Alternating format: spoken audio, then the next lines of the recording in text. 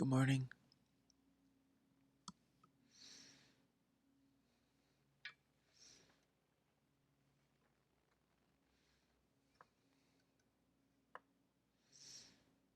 Good morning, good morning. Good morning, beautiful people. Good morning, good morning. Behold.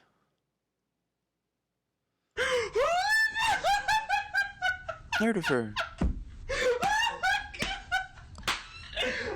Good morning, good morning. Okay. Thank you so Hi, much. hi. Thank you, thank you. I need to turn up my volume. Good morning, good morning. Oh, posture, posture.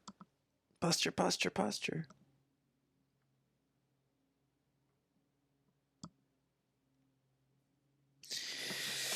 Oh. Cute swoop. Cute swoop today. Boot, scoot, and scoop. Swoop. Thank you so much, Nerdifer. Thank you so much. I intended to start later, but there was an earthquake and it woke me up at 7:30. So I'm here. I'm here at 9. I'm here on time. I'm a little jiggly and jibbly, but I'm here and it's 9. Oh, the pharmacy texted. Good morning, everybody. How's everybody doing? Good morning, good morning. And a very good morning to you.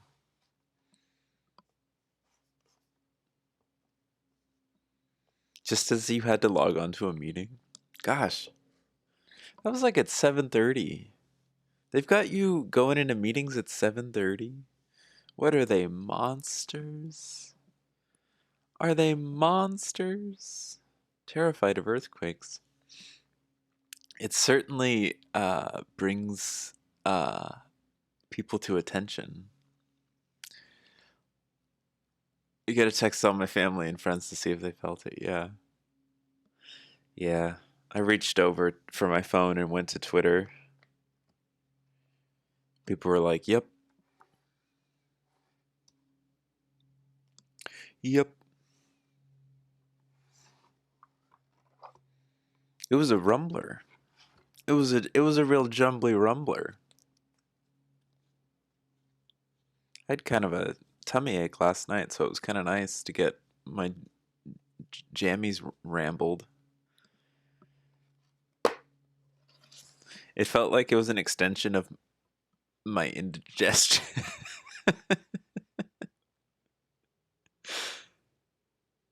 Like, oh, the earth has gas too. Good morning.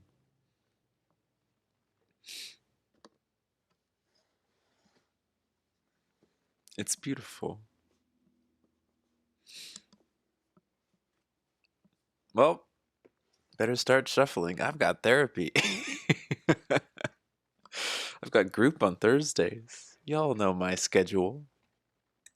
Everyone's very familiar with my schedule. Yeah.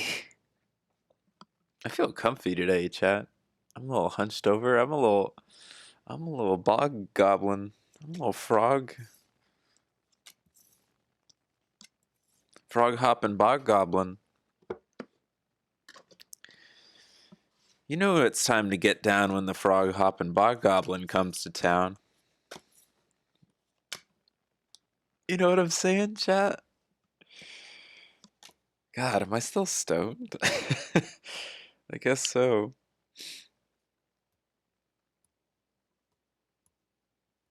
Wow.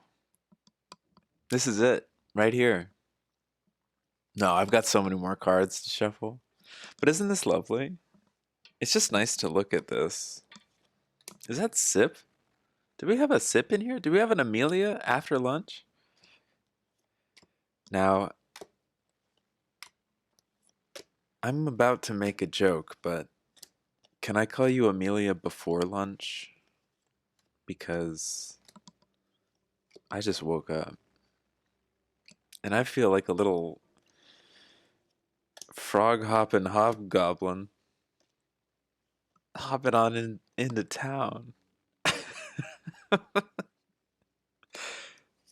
I think that's what's going on. Let's see. No, Danny, I don't know about that. I don't know about any of that. You're about to make barbecue chicken pizza? That sounds so good. What a great way to start a day. I don't even know what time it is where you are. Though I may not know what time of day your head may lay. That sounds like a very good pizza to make. So saith the frog hopping hobgoblin. Hopping it all up in your town. Hold on. Okay.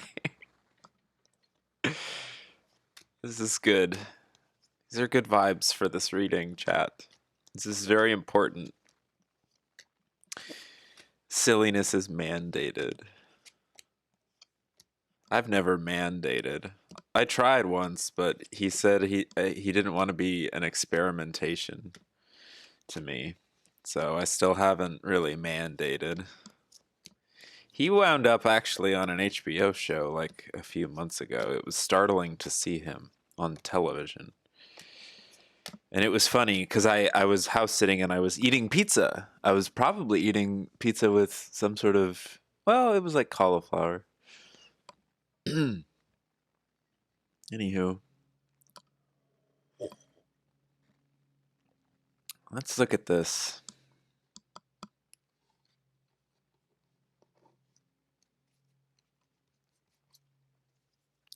Let's bring some elegance to these cards. I'm just pawing at them like a beautiful ogre.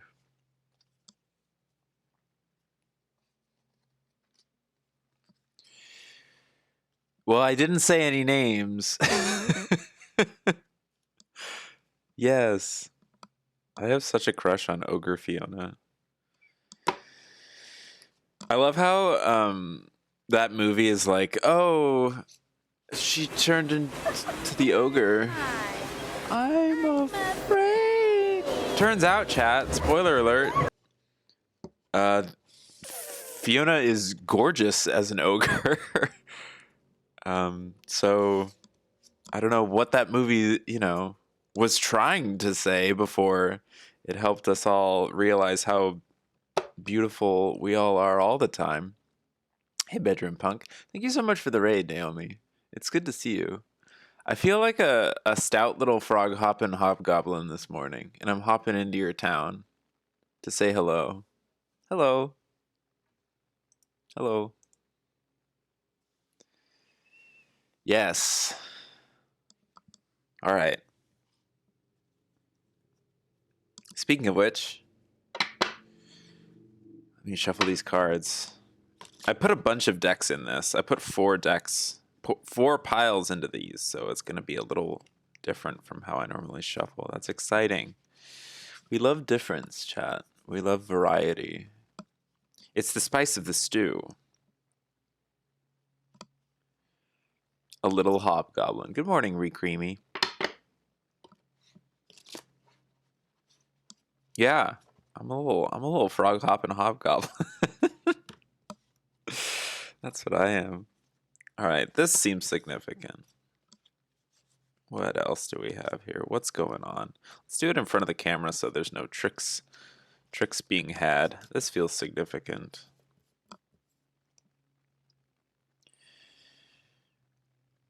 I guess this does too. It's interesting. Okay. Let's do 4 and then 1 Ascension card.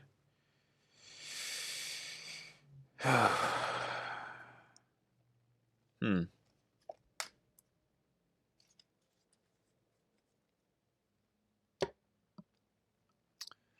You wanted to see the Hui? Yay! Yay! Recreamy return for the Hui. I just woke up, so... And chat's claiming I'm still stoned off the pot, which I think they're liars. I think they're full of garbage. I'm just joking. I would never say the chat is full of garbage. That's not even funny as a joke, you know? That's not cool. I really, really, really appreciate my chat.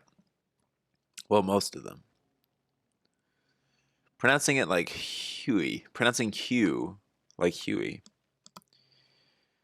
You know what I kind of want to do, actually? I want to do this backwards. I'm going to set these aside, and I'm going to shuffle the Cosmic Consciousness cards, and we're going to pick one of these. And then that's going to be like the theme to focus on with these 4 cards. So we're going to have 5 cards total, because I like that number right now. You're smoking out of a dang hellbong? Do I say dang and heck like more than most people? I think I've, like... Shelby helped me realize self-hatred. Oh, God. Should we use this? Should that be the theme? I didn't even shuffle. It just stuck to the book. Can we set that aside? Can we still shuffle, chat? I'm going to set that aside. We're still going to shuffle, chat. Right. That'll just be over there. So we can ponder that in our free time. When we were playing Jackbox, surrender. I like that. Surrender your self-hatred. Surrender to self-hatred. See, already we're doing too many cards.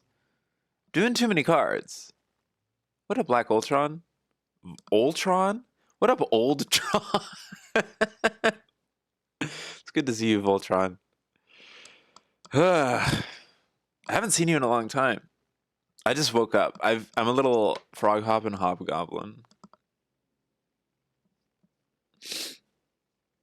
And I don't know about that. I mean, I want to ponder that because it's good to ponder these things. But I also want to shuffle and then pick something. Your diet old. Have you been streaming lately? Have you been working on art? Have you been drawing anything super duper cool?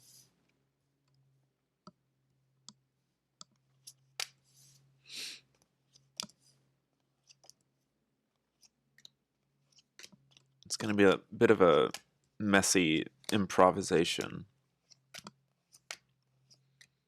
Chat, I'm not sure if you're familiar with messy improvisations, but you're witnessing one right now.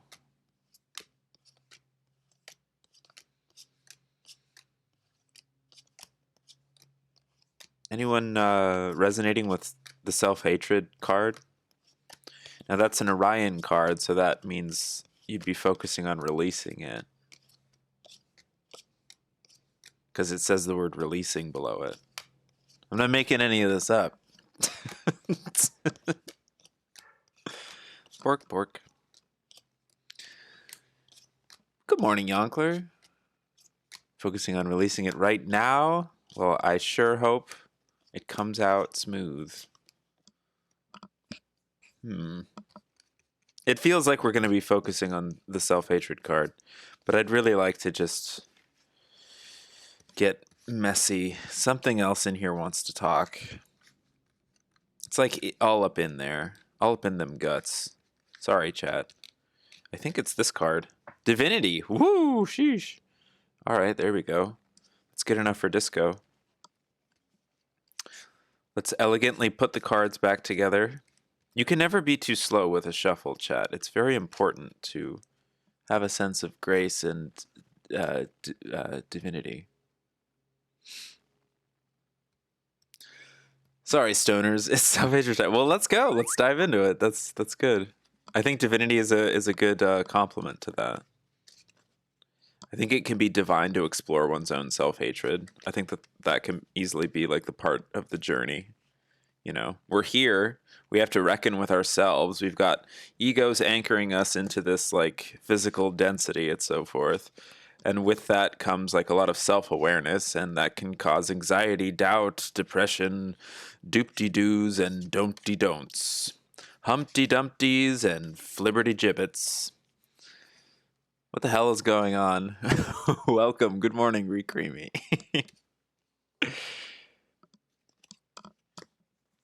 Recreamy is an agent of the state.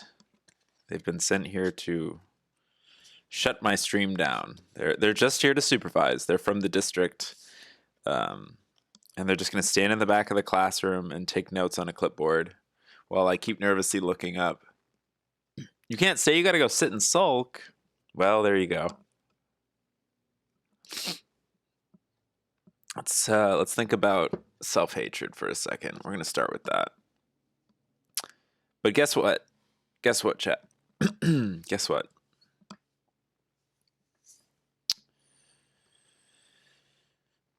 We've got 4 Galactic Heritage cards to look at. Now, what could these possibly be, chat? What could these possibly be? What could this possibly mean? Courageousness! Curses, this is all anyone ever flips for us. We had courageousness very recently, I think I don't know, just a few days ago. Is today Tuesday? Okay, so that was Thursday. You bought a new sulk dress. Well, that's fun. Oh, I get it. You're cracking wise. Today's Thursday. That's why Tuesday didn't feel so far away. Thank you. A little bit of a frog hop and hobgoblin right now. What's this?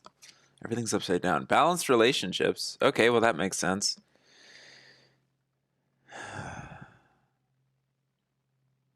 I love to note that the balanced relationships card is an 88. 8 is such a beautiful number. Mathematically as well as aesthetically. Calling our parts home. Interesting. Lyra present, Pleiades future, Sirius future. Orion, Lyra. What's the final card gonna be? What's this gonna be, chat?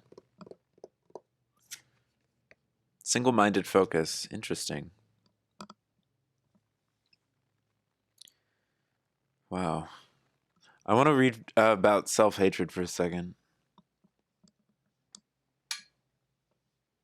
8 is a beautiful number. Oh, were you guessing, Bedroom Punk? Were you trying to give it a whirl? Where's that self-hatred? Orion releasing. We also have an Orion past, single-minded focus. So Orion, bears repeating. Conflict, polarity, empires, rebellions. Seeing like populations divided into good versus evil, etc. Single-minded focus.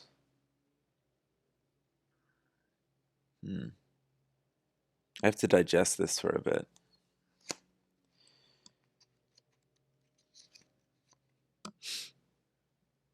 Self-hatred. Eileen Telluride, come on. Eileen Telluride. Self-hatred. Good morning. Is this good or bad? Exactly. That's exactly the question.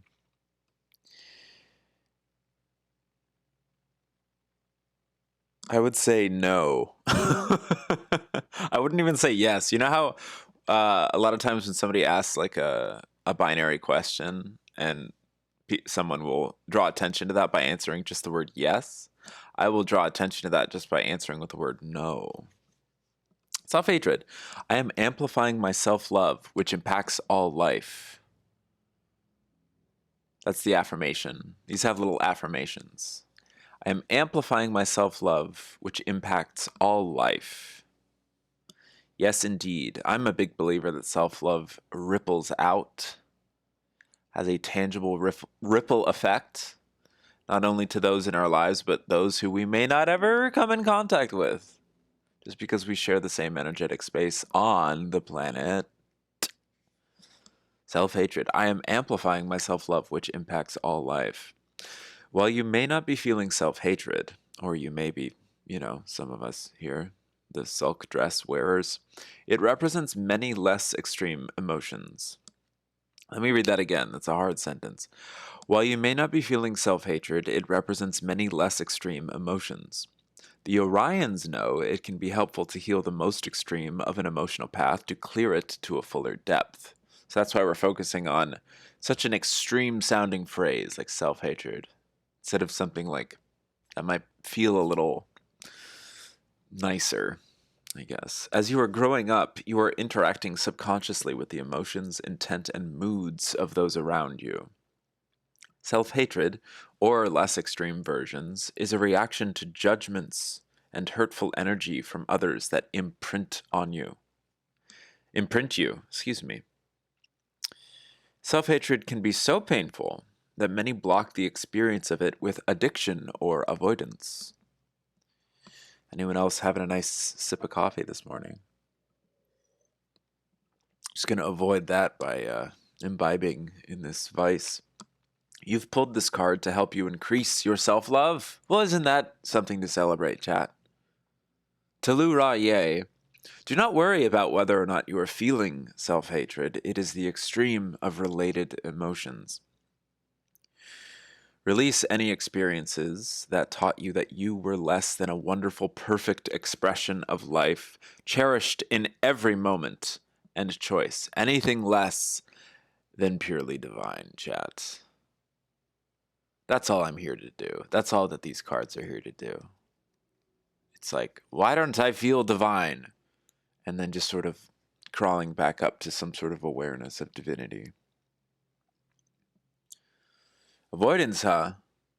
I'm going to avoid that comment. I'm going to read that sentence again, too. Release any experiences that taught you that you were less than a wonderful, perfect expression of life, cherished in every moment and choice. Release disappointment, resentment, or disapproval from yourself or another. Sit quietly and affirm, I release all perceptions that block me from complete self-love. That's a big task for a lot of us. I release all perceptions that block me from complete self-love. And self-love can also include things like, improvement, self-criticism. As long as love is still a part of the recipe, a part of the cake batter. I release all perceptions that block me from complete self-love. I love myself as God or source or life or universe loves me.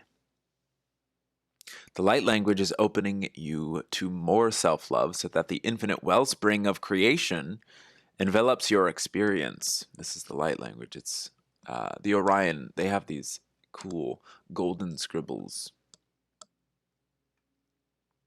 I'm going to read that again. It's opening you to more self-love so that the infinite wellspring of creation envelops your experience. It is amplifying your birthright of perfection within the imperfect nature of form. You are a divine human ever evolving. It's a good reminder that imperfection is inherently perfect.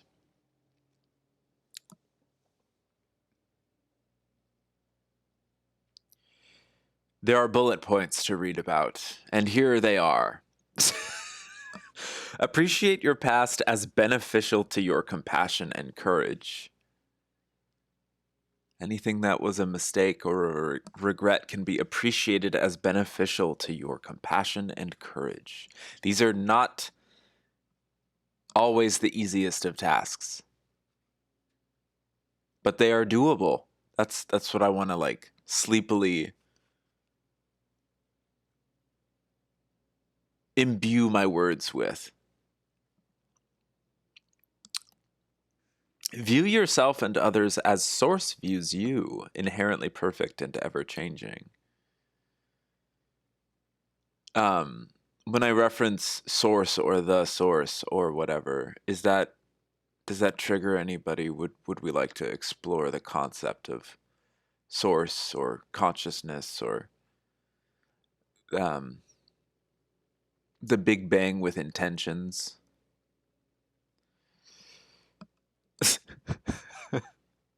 Source of what? Exactly.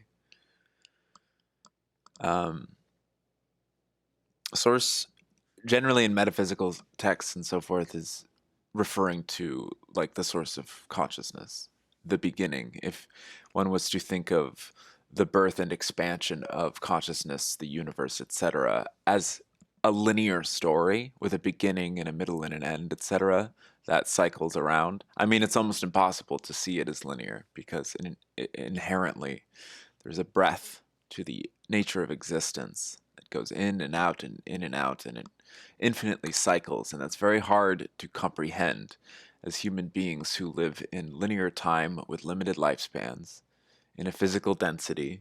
So we experience limitations, boundaries, so forth. Source is just referring to all that is. It's just another word for what many colloquially may deem as God, depending on your belief system, or the universe. When we meditate, when we dream, when we die, when we tap in a moment of silence or stillness. Oh my god, Zequid sauce. Thank you so much. 4 months, let's go. Thank you so much, Zequid. Okay. You dreamt about aliens? Cool. Do you want to share? I want to hear about it. But you know, when you sit in that moment of silence or stillness and there's some sort of divine inspiration, you may not even characterize it as divine. Divine has baggage. God has baggage. For some people, source has baggage. They're just words. It's just language to try to describe something that is very difficult for a human being to describe. But it's we can use it together as a shorthand. Does that help at all? Is that anywhere closer to some sort of workable definition? So I'll repeat that bullet point. View yourself and others as source views you, with unconditional love, inherently perfect and ever-changing. It helps? Oh, I'm glad. Nice. Observe when you judge yourself and find a positive potential. That's I mentioned self-criticism earlier as being part of, you know, loving yourself. You can criticize something you love as long as you observe when you wait, what? Whoops. As long as you I'm putting so many like absolutes. It's too early in the morning. Observe when you judge yourself and find a positive potential. The final bullet point says nurture yourself daily with thoughts of appreciation and love.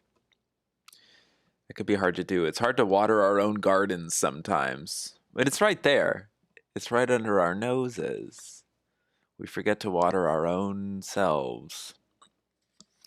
Nurture yourself daily with thoughts of appreciation of love. I want to send you, whoever's listening right now, a thought of appreciation and love. Thank you for being here.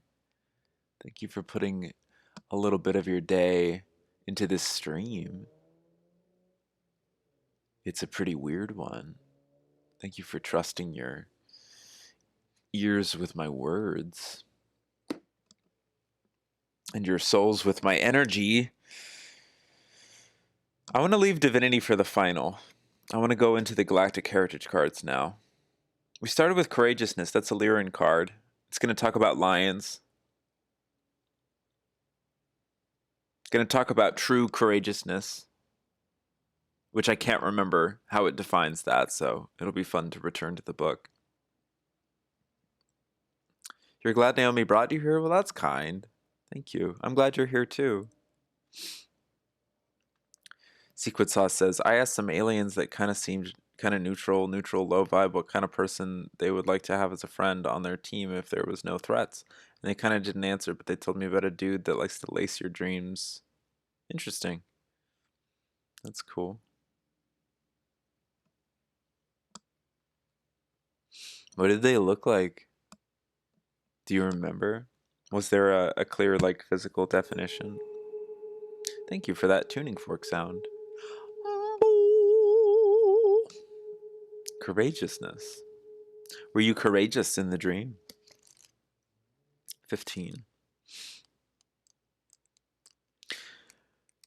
Eileen to Lura, yay, come on. A symbol for the Lyran royal family is, you guessed it,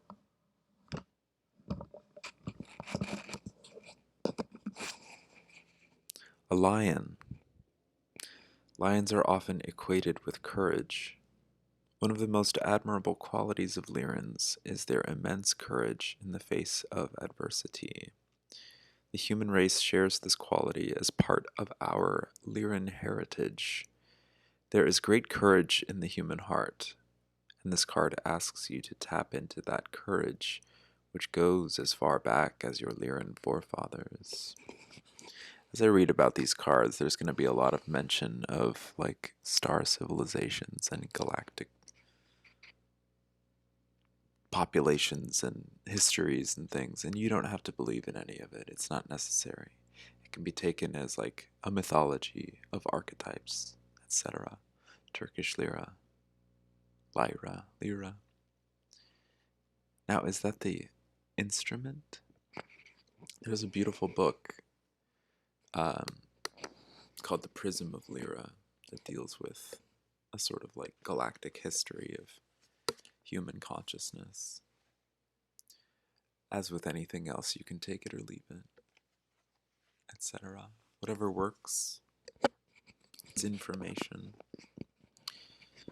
I need to write like a disclaimer that's like, this is not intended to be taken instead of doctor medicine or whatever, you know. This is one of my favorite parts of this card, courageousness. Apply that strength in the areas of your life where you need it. If you can't tap into it, if you can't tap into that sense of courageousness, it says act as if you can. I love that. It's like the most motivational way to say fake it till you make it, I think. If you can't tap into it, act as if you can. And often, in a meditative sense or a metaphysical sense, whatever, that's just as good. Pretending to have the intention of something is very close, if not the same, as holding that intention. There's just a sort of like buffer. You know what I mean? And it can be, you know, it can be done cautiously. Just like pretend like you can and see what happens as an experiment without holding on to intense expectations of what the outcome should be, etc.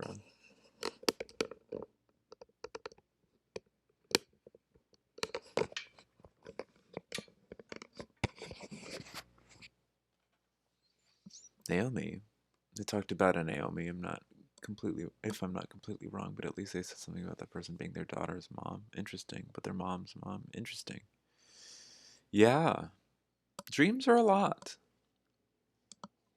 I like dreams. I can't remember my dream, but I was rudely awakened from it by the earthquake.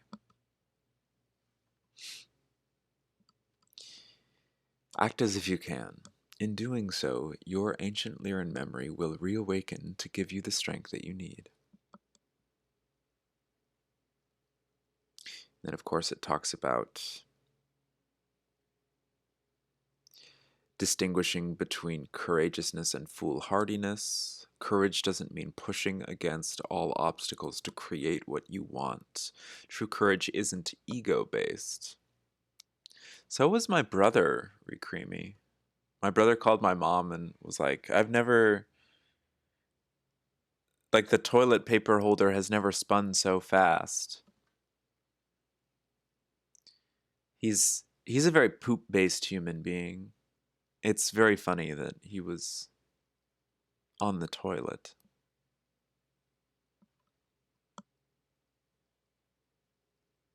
While this card may be emphasizing your inner strength, it could also be asking you to learn what real courage is and to live from there. It often takes courage to shift the prevailing belief systems of a person and the habitual patterns of a society. There's a lot going on in there. And I'm choosing to sort of read certain sentences aloud and other ones not. I'm out of coffee. That's a good thing. We get a little too hyper in here sometimes. Sometimes we need to balance our relationships. Pleiades future. So this is when the future time stream referring to the issue was being resolved. That's the solution to the problem, so to speak. Have I considered tea? Sure. But I always end up drinking like black tea. I've gone through many tea phases throughout my life. It's just coffee is like made in the morning, so it's fast for me when I'm like waking up. I should stop. I should drink something else or nothing at all. I feel pretty good right now because I'm still kind of stoned, I think. Or I'm like still just waking up. Balanced relationships. The Pleiadians were unbalanced for a while. One of their big characteristics was being a little too heavily leaning on the positive side of things. It's all good. It's always all good. It's never anything but all good. Can we see how that might turn into a problem? You see it a lot in New Age circles, things like that. Certain contemporary spiritualities under late capitalism. You have a lot of like uncomfortably positive vibes. Some people call it toxic positivity, etc. That's a very Pleiadian historical trait, very Pleiadian stereotype. So in the future time stream, they've learned to integrate that, and their relationships became much more balanced. Hence this card. It's beautiful. It takes courageousness to do that as well, because it requires the person, the population, the civilization, the individual, the group, to address things that are negative, to address the stuff that isn't so positive, the shadow self, whatever, flaws, mistakes, perceived mistakes. That takes courage, in my opinion. It takes a lot of courage to find balance in any relationship. There's compromise there. And there's acknowledgement of the other, and that the other's needs may be just as significant as your needs. In fact, they may often be the same needs. Why not just stop the dude from eating your arm? What? I found the dude that laced dreams. So you were being courageous. He started eating your arm and part of your head and just fed it to him. You want to take a look at this card while you tell that story? Do you see the lion chomping on the head of the Lyran? Is that focusing? So that's the head of the Lyran. That's the head of the lion. You can see the two eyes and the nose and the whiskers, and it's glomming on the back of the head. It's kind of like the Lyran is giving the lion a piggyback ride. So how about that? He started eating your arm and part of your head. Yeah. You just fed it to him. I'm thinking about a balanced relationship as it relates to like a lion on your back eating your head and your arms. What would eat him back, I guess. That's how you'd balance that out. He wasn't able to bite anything off. Oh.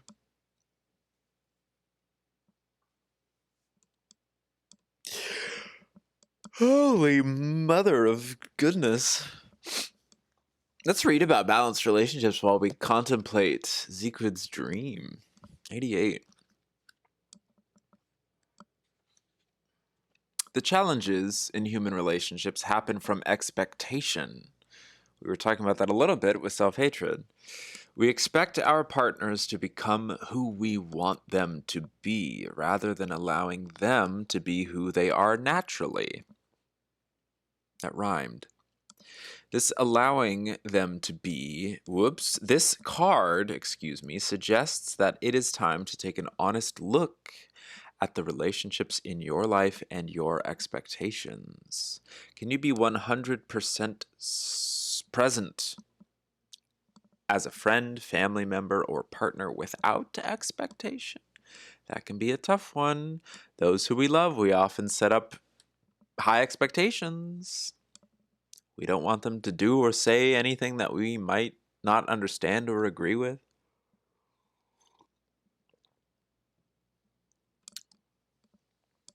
You were hacking his brain? What up, Shogundi? It's really good to see you. Good morning. Or the next sentence starts, if expectation is placed on you, can you ignore that pressure and be your natural self anyway?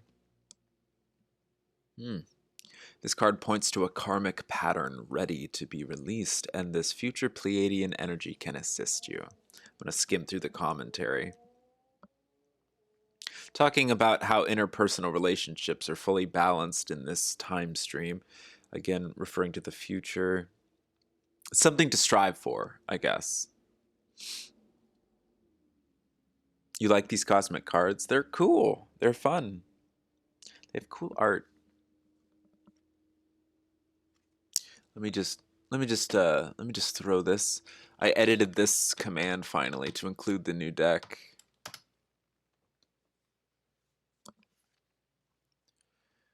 That's where you learn more about him. Cool, Zequid. Neat.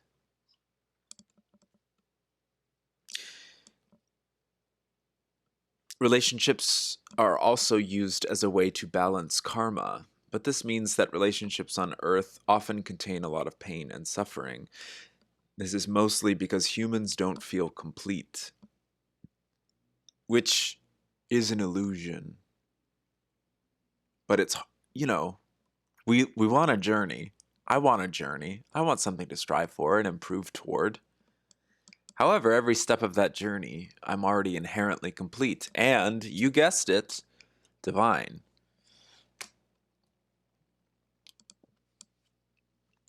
I guess that's the paradox. Always being complete with the journey, but always striving to take more steps on the journey. I guess the comfort there is that there never needs to be a moment where I'm consumed with a feeling of failure.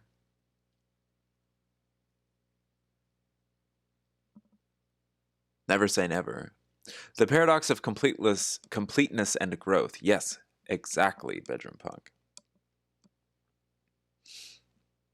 This means that relationships on Earth often contain a lot of pain and suffering, mostly because humans don't feel complete. There we go. They have expectations that their spouse, family member, or friend will fulfill a need that they are not filling for themselves. Sound familiar? In the new paradigm, that type of relationship cannot sustain itself because the human is acting from a place of need or lack rather than wholeness or joy. Evaluate the relationships in your life. Are they fully balanced in joy, or are they based on need, loneliness, low self-worth, or any other issue that needs to be addressed within yourself before you can truly have a healthy relationship? It is time for a serious self-evaluation. Conversely, it could also possibly mean that you have been doing deep inner work regarding relationships and what you need to see within yourself, and this card is acknowledging a positive shift in the relationships in your life. It can be both at the same time, I think. Best viewers. Let me get that out of here. Fontress.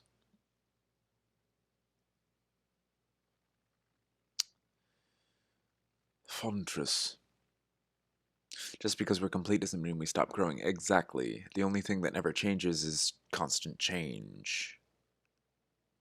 The presence of constant change.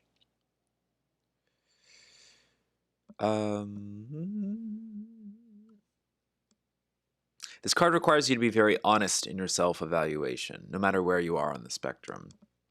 If you see things that need to change, don't feel badly about it, but be grateful for the self-awareness that will help you make these changes. Calling our parts home, serious future. That seems future, another sort of like solution-oriented card, I would say. I think that these are very closely tied to each other. I'm excited to get to single-minded focus because that can often have negative connotations, like tunnel vision. You're only moving forward focusing on one thing. when that can often be like a trap or a distraction, etc. However, that doesn't need to have a negative connotation, so I'm excited to read from the book on that one. But first, we're going to be talking about calling our parts home. The concept of calling our parts home. Ringing that dinner bell for all the aspects of ourselves. He gave me another nightmare where me, Naomi, or whoever that was, and her mom and daughter were being emos and just laying on the floor until you got out. Interesting. Interesting work being done in your dream there, Zaquid. Being grateful for insight and self-awareness is a habit you love to cultivate. Yes, me too. Calling our parts home. Have I scared off the new people yet? Ew. For those of you who don't know, I'm in training to be a galactic ambassador. Because in my future time stream of Earth, we start helping ourselves and the planet by reaching out through consciousness to whatever. It could be extraterrestrials, it could be ghosts and spirits, it could be cryptids, whatever sort of interdimensional populations are out there that we can have a positive relationship with, mutually learning from each other. I find it fun. It's not for everybody. It's what I like to do. Teletherapy. You're already doing it, exactly. I didn't mean to use that, rely so heavily on the future tense.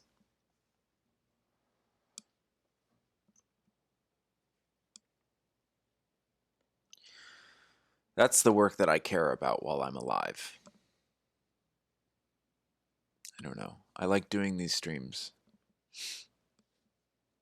I could have more self-discipline. I could get through the modules of all my work like faster. But I believe that everything comes in its own time. And if I was to rush something, I could get sick or overlook something, or I feel like that's coming from a place of need or lack. I'm lacking the fulfillment of, being faster or whatever. I feel pretty complete and whole right now. Does anyone else feel anywhere? One's in the chat if you feel complete and whole. Let's fucking go. Techno music, confetti. I don't even know if I would put a one in the chat right now. Oh, let's go. We got some ones. Let's go. Y'all are filling up the cup. Love to feel whole. That's right.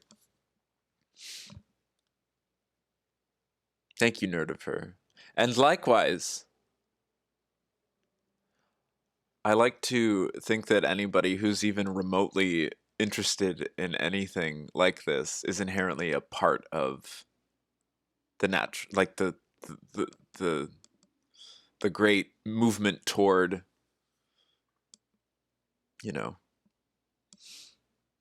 expansion, contact, whatever. Everyone sort of has a different ideal of what the future looks like when it comes to the evolution of our species and how we become spacefaring or what have you. Oh my god, Steve Earle sweatshirt.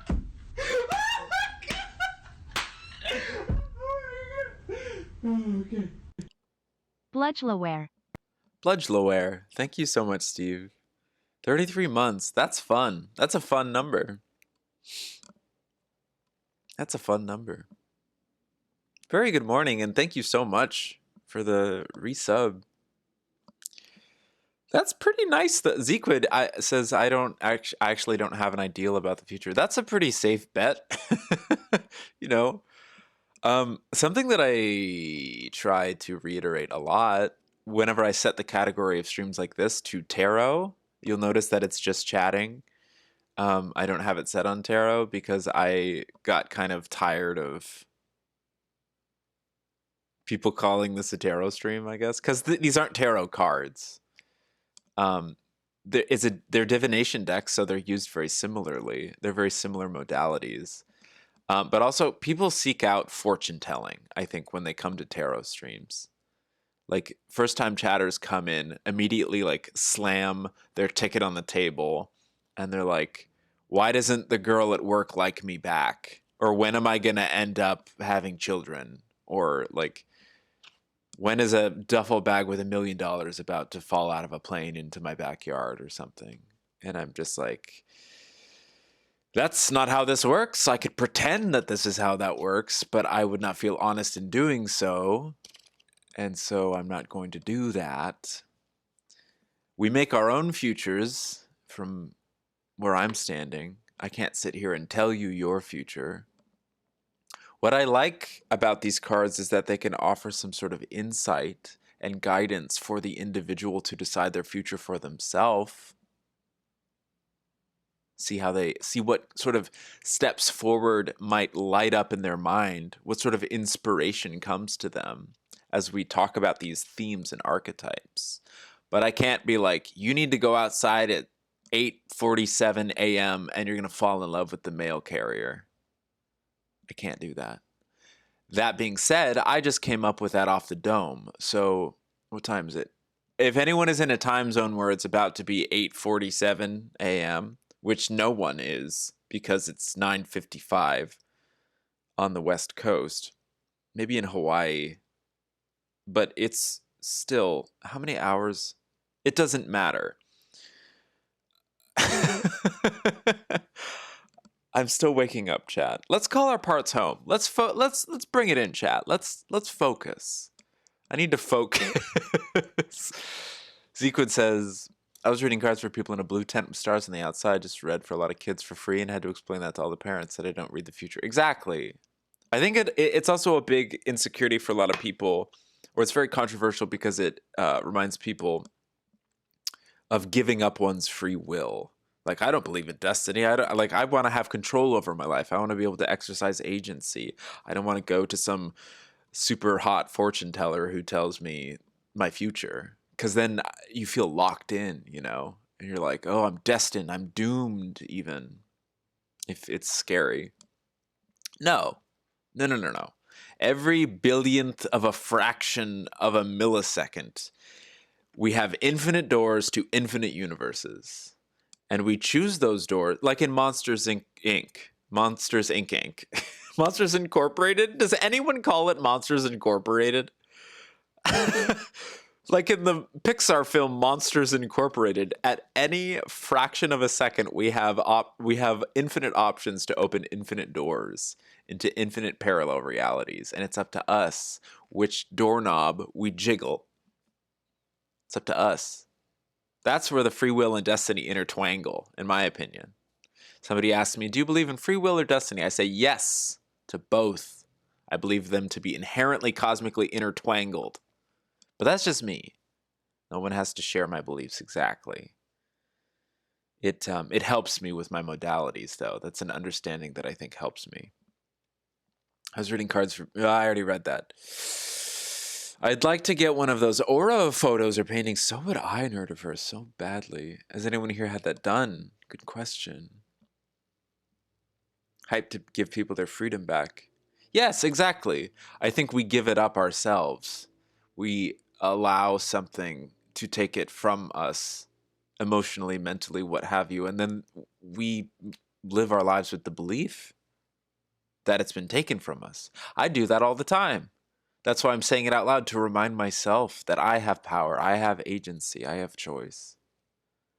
I'm always like, curse these external circumstances that I have no control over, gosh darn them, and what they've done to me in my life. I'll probably do that before the day is over. It's an extremely human thing to do. I'm not, I don't want to like guilt myself and self-flagellate all day long because I'm frustrated at external circumstances. That's part of the journey. That's part of the story. Jennifer Tilly is great in that Monsters Incorporated movie, but she's great in everything. Yeah, I've been having a Jennifer Tillisance recently because I finally started watching the Chucky franchise. She's fantastic. Okay.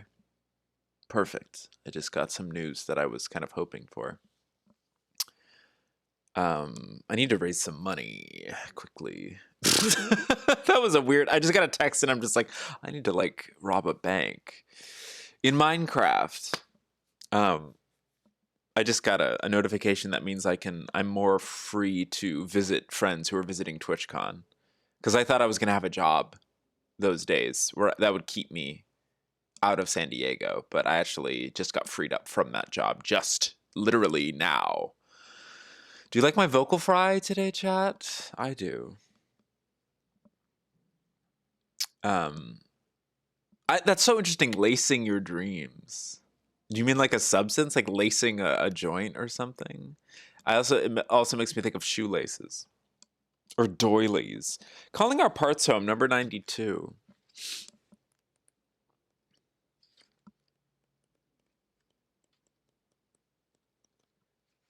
Thank you for your patience. Vocal fry hot. Let's go. I don't know what they meant. Yeah, that's cool. I like that there's some mystery there. It's like a little seed that gets planted in your subconscious for you to ponder. And then maybe in a couple days you're gonna be like, whoa, like something that you see somewhere might remind you of the dream. Or I love stuff like that. The Tilly sisters are kind of witchy too. Meg has something she calls the Flash, and Jen has great stories about manifesting things. Very cool. I didn't know that. I see their cute Instagram posts together sometimes, but I didn't know that they were into that kind of stuff. I kind of just assume at this point that most people are on a private level, because every time they come out with a new like statistic survey or whatever, it's like, did you know that most people believe in a bunch of woo-woo witchy stuff? They're just not open about it. We all have our own sort of private, personal, spiritual practices. We just sort of keep it to ourselves because it's an extremely subjective thing, and to share it with people might compromise the sacredness of that. Did you know that? No, I didn't know that. BuzzFeed Artichoke, thank you so much. My name is BuzzFeed Archibald, and I'm here to cook you my famous BuzzFeed artichokes. Number 92, calling our parts home. Serious future. It's time to get serious, chat. They love it when I make that joke. When we connect with the future serious energy, it acts as a force that nudges us toward the integration of all of our parts. The shadow and the light. Balanced relationships, right there. Huge connection between these two cards. Very cool diagonal right there. Gotta run for therapy? Thank you so much for hanging out, Steph. Have a good therapy. With a meaning. Oh, bedroom punk, that's interesting. Yeah, it probably is a word that is actually a folder with more folders. Yeah, totally. What's up, Tear Bear? It's really good to see you. Hello. We're talking about the integration of all of our parts, calling our parts home, the shadow and the light. So when you ring that dinner bell, so all the kids come inside for dinner, they're out playing with Fido. What the hell is this? You're calling all the parts home. You've got your... This is... One of your kids is the shadow, one of your kids is the light. The dog is integration of all those parts. This is so unhelpful. And you're just calling them back in for supper. You're going to sit down with your oats and your grits, and everyone's going to enjoy breakfast for dinner.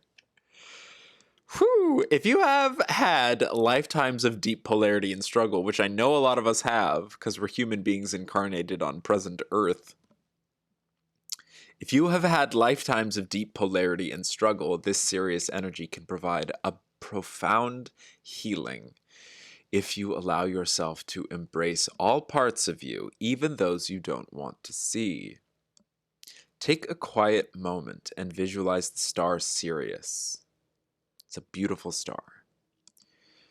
With each inhale, breathe in its energy. With each exhale, release old, separated parts of you into the light of Sirius. In doing so, you call all parts of you home. I love that. With each inhale, breathing in the star's energy. With each exhale, releasing old, separated parts of you, for them to be reintegrated using that light. I think about this a lot. A lot of times in magic practicing, witchcraft, manifestation, affirmative prayer, etc. I think a lot of times people are trying to get rid of a negative presence, get rid of a negative thought, get rid of a negativity in one's life. Um, and we all have our own ways of visualizing that. How does that go? For a while, for me, it would be like oh, I'm going to extract it from myself and then release it. But as I was releasing it, I would often also have these like little loopholes and clauses. Like wherever this goes, I hope that it doesn't affect anyone negatively. And I had this sort of, I need to eradicate this negativity from the universe. Of course, as a lot of us are familiar with, energy cannot be created or destroyed. Isn't that a law of thermodynamics or something? It can only be moved or something. I don't remember what that is. I'm actually going to look that up right now because I'd like to actually kind of focus on this for a couple of minutes.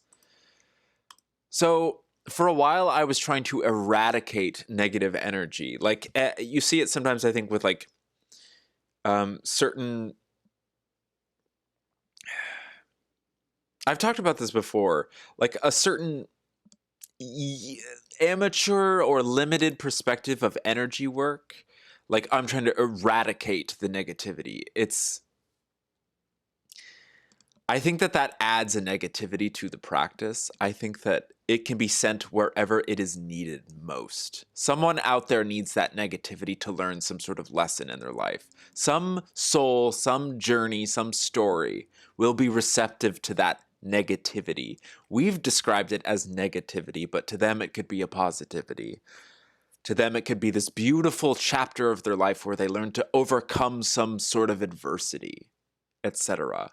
Wherever it's if you think of energy in this way, of course, you are allowed to think of energy work, energy transmutation in any way that you see fit, that is a strong, satisfying method for you. This is just something that I ponder sometimes when I think about visualizations of, oh, I'm going to suck the negativity out of you and I'm going to blast it somewhere else. You know, this sort of dramatic Dragon Ball Z, Star Warsian, The Matrix, like these sorts of like, I'm going to take all that negative and I've got it in a ball and I'm going to Kamehameha it somewhere else. Now it's going somewhere else, I guess is the point I'm trying to make. Sorry, I haven't caught up with chat. Stream just lagged? Good. It's because I was kind of starting to get off my rocker a little bit. I've almost assuredly lost Recreamy. I don't know why I care about stuff like that. Let me find that. Energy cannot be created or destroyed. This is a tough one because I always believe energy can be created, but I think it's just my definition is a little skewed. I think that it's just being taken from. According to the fundamental law of conservation of energy, energy cannot be created or destroyed, only converted from one form to another. There you go. There you go. So when I talk about source, when I talk about the universe, when I talk about consciousness, that's what I believe existence to be, this quantum field. They in a lot of like new thought spirituality, they're getting into quantum science more and more. They call it like a quantum field of pure potentiality, pure possibility, pure creativity. Any and all sorts of energies can be manifested from this field. I think that sustainable energy sources are going to be a little bit easier as we tap into harvesting electricity from the moisture in the air, things like that. See, that's a very practical application of something that can be really abstracted. It's hard to speak about in human terms, especially if I don't have a degree in quantum physics or, everyone's kind of coming at these subjects from their own perspective, and certain perspectives are very empirical and academic, and certain perspectives are very spiritual and what is deemed woo-woo. But in my opinion, they're all headed towards the same place. That's okay, Tear Bear. I really went off on a tear bear there for a second. I don't always get that like unhinged. Um, I need to call my parts home, which is the card that we're focusing on. Convergence of disciplines, completely, totally. The unified field, yes, yes, yes, yes, yes. Sequitsa says people who are very high vibe get a lot of negative energy because they can read it, process it. I see it as books, content that can just be heavy to process, but also very rich. That's a nice way to transmute that dichotomy of positive versus negative. Something's just rich. It's more of a challenge to integrate it, to absorb it. A challenge doesn't need to be a negative thing. We can redefine a lot of things that are initially seen as like a great hardship in the negative sense to be a great hardship in the positive sense. That's why there's endless energy, because you can use any energy to turn into your own and have fun with it. That's why negative energy is such a gift, because it's trash that nobody wants that can be processed or reused. That's a beautiful perspective, Sequid Sauce. A beautiful perspective. Like you can be a recycling plant of negativity, of negative energy, all that pent up. There's so much, and polarity really, really drudges it up. Polarity is like I'm not familiar with the farming implement, but like something that really like tills the soil or like breaks up the ground so that it's more fertile. And there's worms and there's dirt and there's poop and everything, but it's more fertile now. It can be better for farming. See, that would be so much more effective if I knew a single thing about agriculture. Transmuting is what I'm actually talking about. For sure, for sure. Single-minded focus. Okay, here's going to be the real kicker, I think. This is like a really interesting aspect to this quadruple. And we also are going to read Divinity afterwards. I like that we started with self-hate. In fact, I'm going to put that over here. This is how I'd like to interpret this reading. We started with self-hatred, courageousness. It feels like you can transmute self-hatred into courageousness based on what we were reading. Balanced relationships, addressing the dark as well as the light. Calling our parts home is an extremely similar theme. I don't know why my mind keeps going to this like Little House on the Prairie vibe. Like you're ringing a dinner bell to like get all aspects of the self kind of rounded up. Like it's fun to think of the self as a super group or like the Avengers, or like we have so many different team members that are part of our unity as individuals. Another paradox. We as individuals can be part of a supergroup, but also we as individuals are made up of a supergroup of so many different aspects. We're all very complex and multifaceted. It's like we're all our own Justice Leagues, if you know. I think we can think of ourselves that way. Single-minded focus, though. This is a card that I often feel called out by. It's an Orion Past card, which the Orion Past is a very dark and violent one. But it's that soil being like ripped up. So much polarity, so much oppression, so much suffering, violence, injustice. What do we do now that that's been exposed to the sunlight? Now that we can clearly see what's underneath, how can we deal with that? Let's talk about single-minded focus.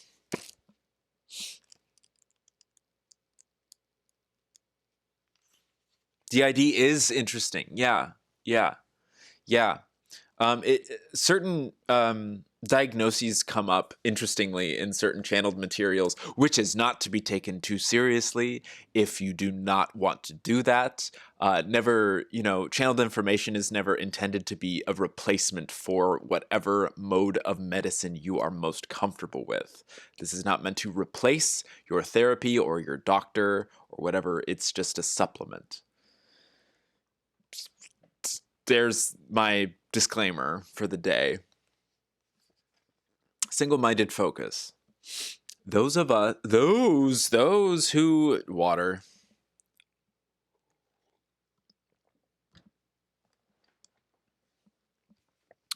Those who were fighting for freedom within the ancient Orion system had to develop intense focus and discipline that could guide them in life and death struggles.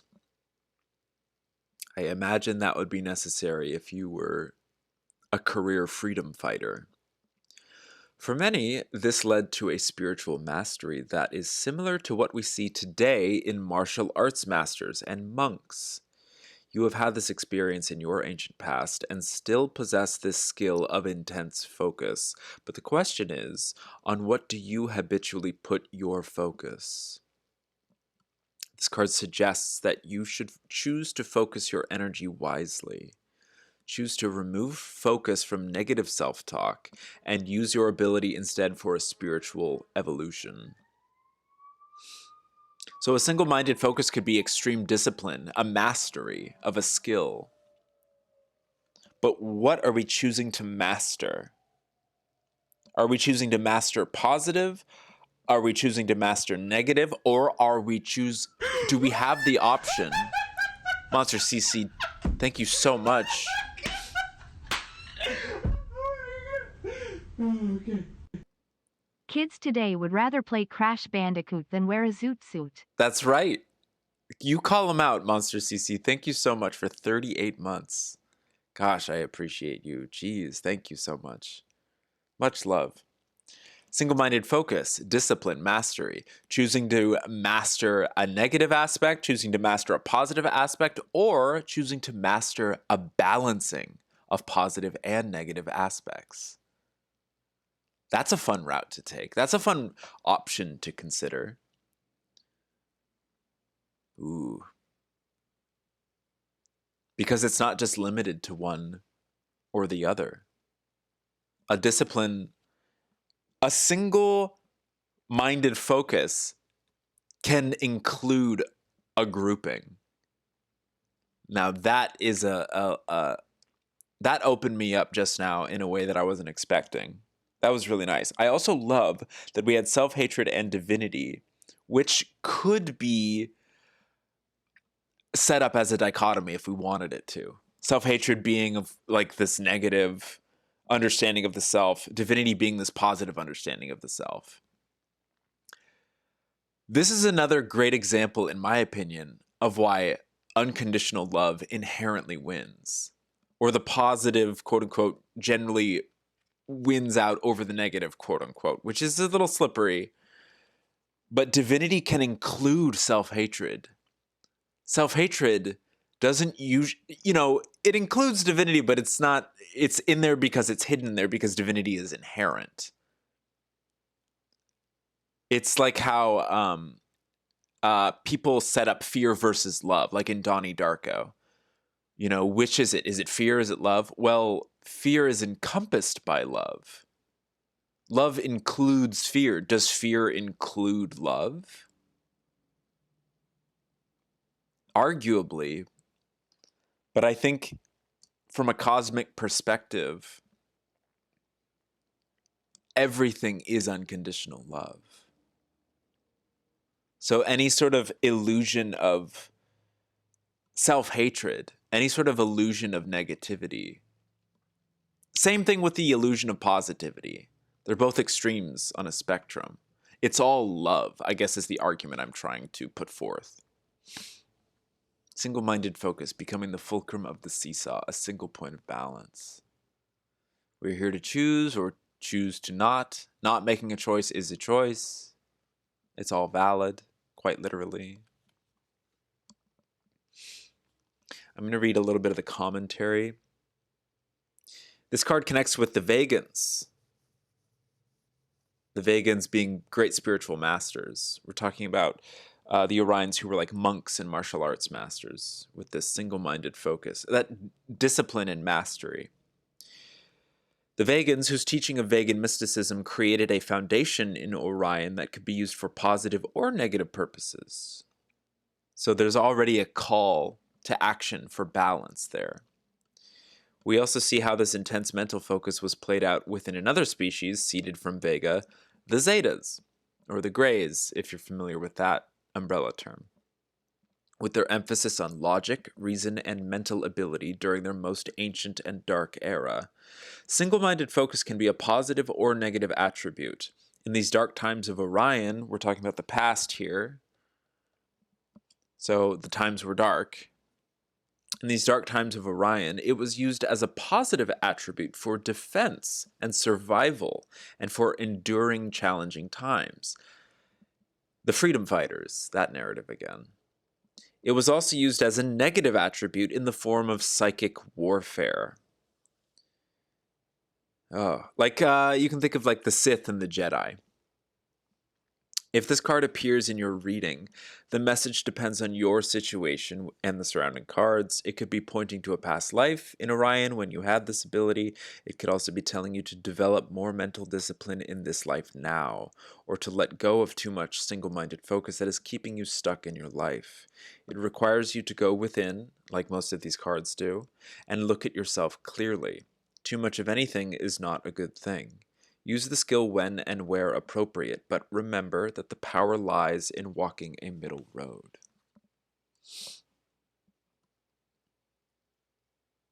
You can think of a battery.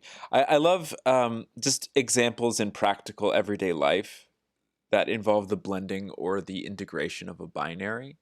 Like a battery, a Duracell battery, whatever. It's got a positive end and negative end.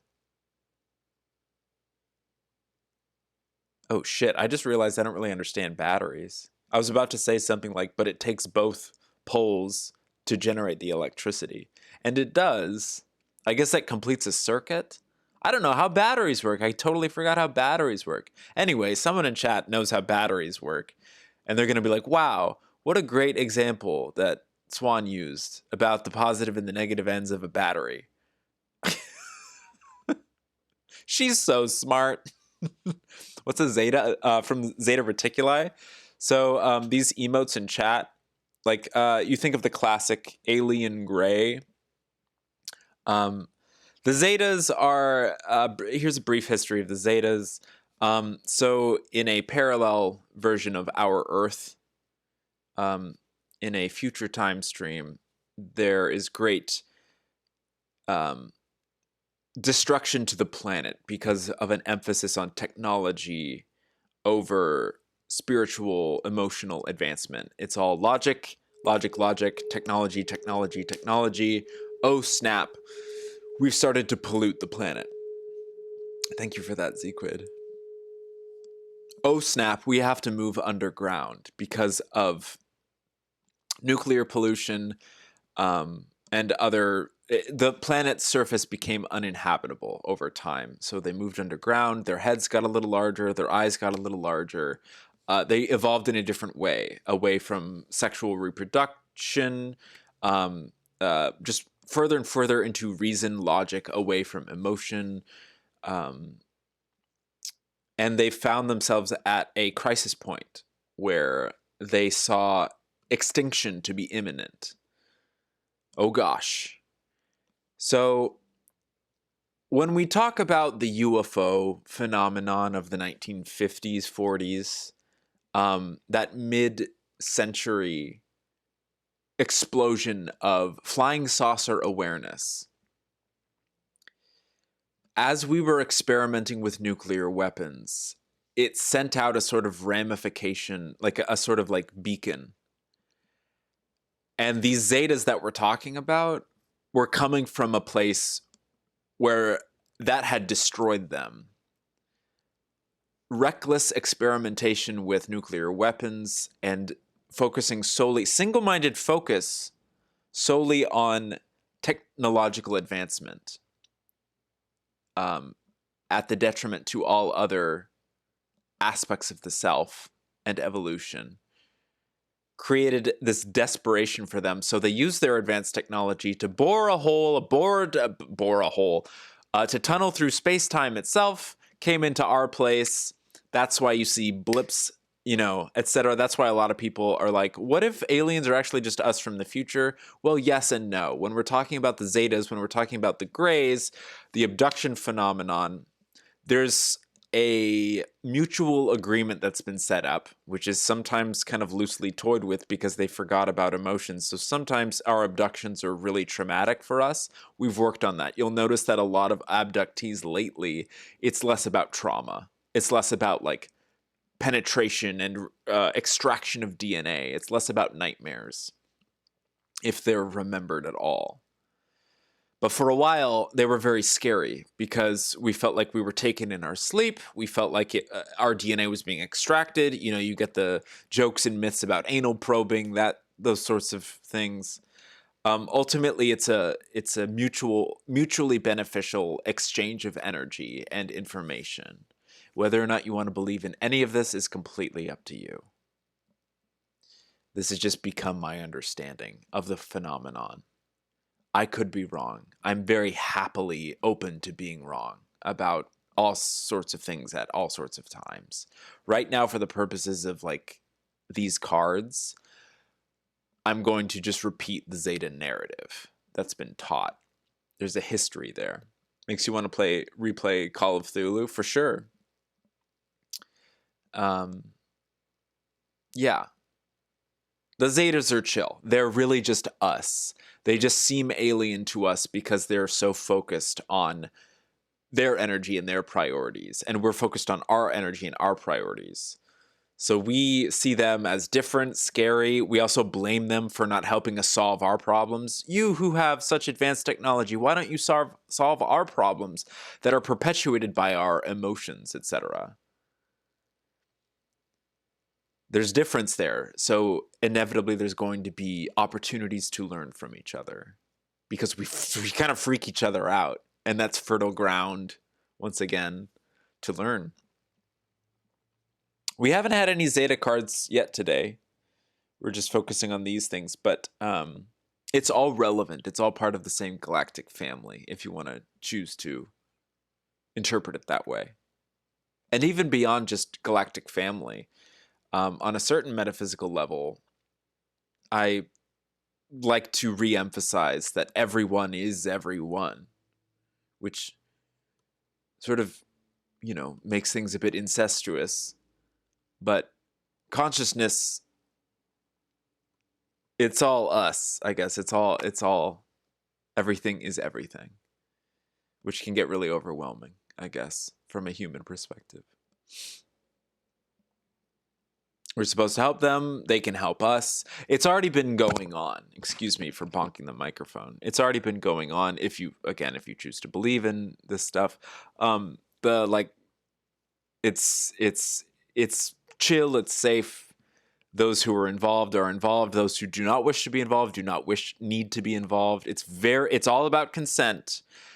The witness testimonies that feel non-consensual, that I just learned something about that from a Yahyel representative. Yeah, that was before there was a part on the Zetas to kind of acknowledge, like, hey, humans, we operate with memories of trauma a lot. That's kind of like a longer story that's going to be hard to bring up like right now and go into. Hey, CJ. It's good to see you. But let's close this initial group reading out with Divinity. This is a beautiful reading right here. Started with self-hatred, journey into balanced relationships through courageousness, which allows us to call all our parts home, the darkness and the light, and we can focus on this integration as a discipline, as a mastery, as a single-minded focus. And if we want to look at this linearly, we reach divinity. But within divinity includes self-hatred. And as humans, we're probably going to sometimes forget our own divinity and call up self-hatred in moments of doubt, self-criticism, what have you. It's fine. It's natural. Nobody's perfect 110% of the time. There's a cycle to this. There's a breath. Divinity. Where are we, Lyra?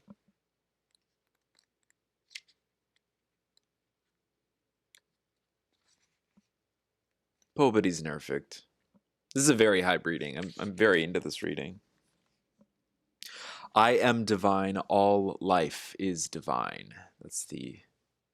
What's up, Tugsnug? Oh, bugger, the minister is gone? Where'd they go?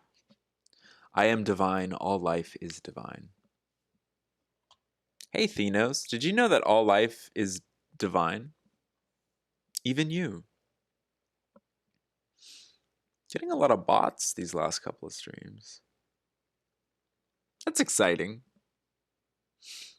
Yay, plants. As you focus upon the divinity of yourself, others, and all experience, you begin to perceive the world through love. This is your divine nature. Each challenge or triumph expands you toward greater understanding of your capability and courage. Every experience that is less than love is your opportunity to create change through the divine power of love within you. So this reading feels to me, there's still a lot more to read, but this reading feels to me like an example of one path we can take to return to love when we feel like we're coming from a place that is less than love. That's an illusion. We're never less than love, etc. But yeah, occasionally we're going to feel self-hatred. Occasionally. Sometimes. You may not. But it seems to be a pretty common human experience. And this kind of lays out a path to work through that, returning to divinity. And allowing for and forgiving the pattern to repeat. The pattern's probably going to repeat. Every time I feel less than perfect and I'm on a journey back to perfection, you know, in a couple of days or couple of hours, I might feel a little less than perfect again because of something that occurs in day-to-day life. That's fine. I will forgive myself for that perceived transgression. This card is reminding you that all you are is divine. The Lyrans found the courageousness from the Lyran present. Look at that. They're two totally different card decks, both talking about the same things in the same reading. The Lyrans found the courage to see the sacred within the self and all life. Every person, experience, thought, and creation is also composed of divinity, for source permeates all life. There's that word again. You are not judged as right or wrong. You benefit from all experience. As you seek to perceive all of life through the perspective of divinity, everything becomes sacred to you. This shift in perspective to see all life as sacred creates a natural balance of humility, compassion, and confidence. That seems like some of the parts we'd be calling home in order to balance our relationships. The light language helps you to release blocks to your divinity that keep you feeling separate or less than. It is activating your inherent nature as a divine creative force of love. Whew, sheesh. Let's read them bullet points. Yes, synchronicity, yes. Let go of feeling better than or less than. Let go of feeling better than or less than yourself or others. Avoiding negative feelings does not honor your complete divinity. So that's part of that balanced relationships. Avoiding negative feelings does not honor your complete divinity. Completion inherently is defined by inclusion. I can't exclude a negative aspect of myself and expect to go around feeling complete. Like what I was talking about on stream yesterday. Insecurities about my voice or appearance or whatever, something that I'm trying to work on, some aspect of myself that is non-physical, that makes me in some way feel temporarily incomplete. That is a paradox. If it is included within the whole of me, it is required for completion. It is an aspect of the whole. We love talking about aspects of the whole in here, chat. You are capable and supported by vast unseen energy. That's a beautiful comfort to me. The reminder that I am capable and I am supported by a vast unseen energy. Now, a lot of people turn to religion for something like that. And sometimes there's a limitation to that perspective where there's a separation. Oh, this unseen force that is greater than myself, that is outside of myself. I need to draw upon the infinite wellspring of energy from this external source. What if that external source included you? Because it's complete, isn't it? Aren't you part of all that is? So why would a vast unseen energy that supports us and helps us to feel capable, why would that be separate cosmically from us? Why do we so often separate ourselves from source or God or creation? Out of some sense of humility, I suppose. Like, I'm not worthy. I'm not worthy of that divine title. I'm not worthy of seeing myself as divine or part of something that is divine. I am human. I am lowly. I am separate. These are illusions that we repeat to keep ourselves separated.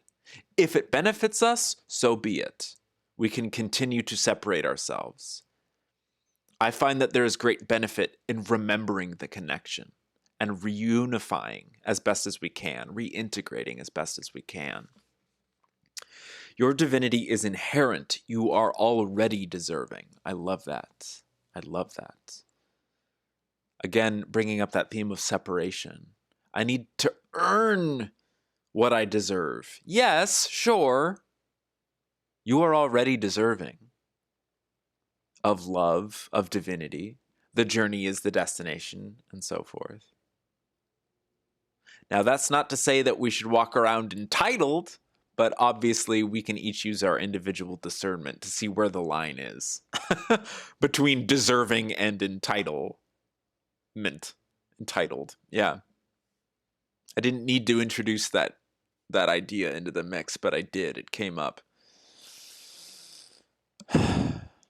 This is a cool reading, chat. Humility more like fear. Interesting. Right. Oh, yes, sure. That separation from the source or from God or from the universe. Yes, that can often, and sometimes that's a very positive quality when it's touted like, oh, I'm God-fearing. You know, what does that mean for the person who says the sentence? Maybe something a little different for everyone. What a cool reading this is. So CJ redeemed an individual reading. You can't change the feeling, but you can change the feeling about the feeling in a second or two. Listing? What am I doing? List. I'm not a boat.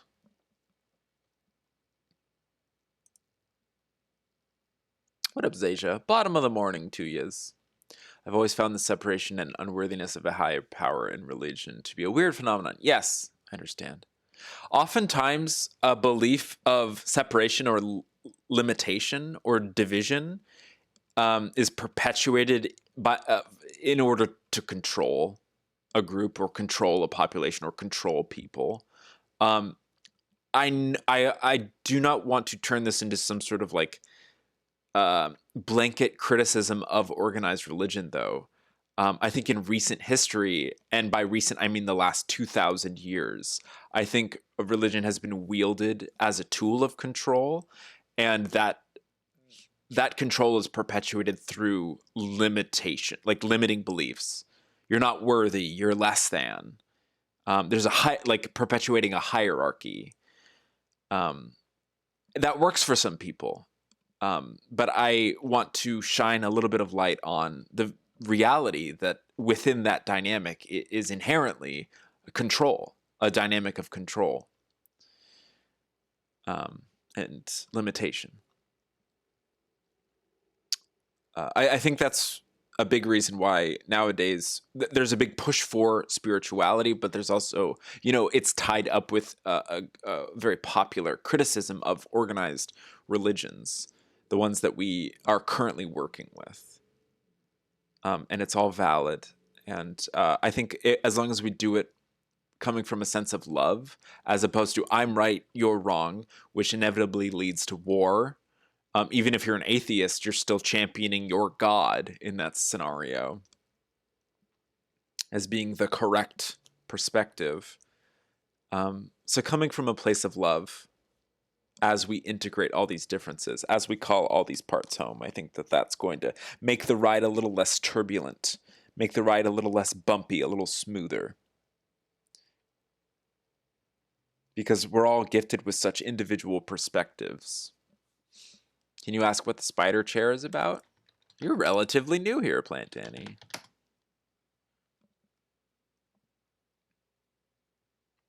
For some reason, many years ago, I made a Tumblr that's just Spider-Man chairs.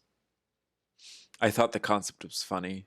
I don't remember how it happened. I was like Google image searching something, and I was like, oh my god, there are so many different kinds of Spider-Man chairs. And then as I thought about the phrase Spider-Man chair, I thought it was such a funny phrase. And there are enough Spider-Man chairs for there to be like a genuine use of the phrase. Like there are so many different kinds of Spider-Man chairs. You'd think that Spider-Man chair is an extremely specific phrase, but no, there are hundreds of Spider-Man chairs. Possibly thousands of Spider-Man chairs. Sorry, the questions, thank you for bringing that up because this has never been brought up while I've been in this like hyper spiritual mode. So it's fun to try to interpret my fascination with Spider-Man chairs right now coming from this energy. Yes, most of them only used once for birthdays, like a wish. Oh my god.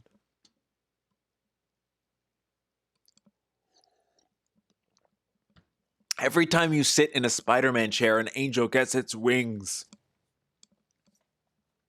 Good example of a good tunnel vision that expands. Exactly.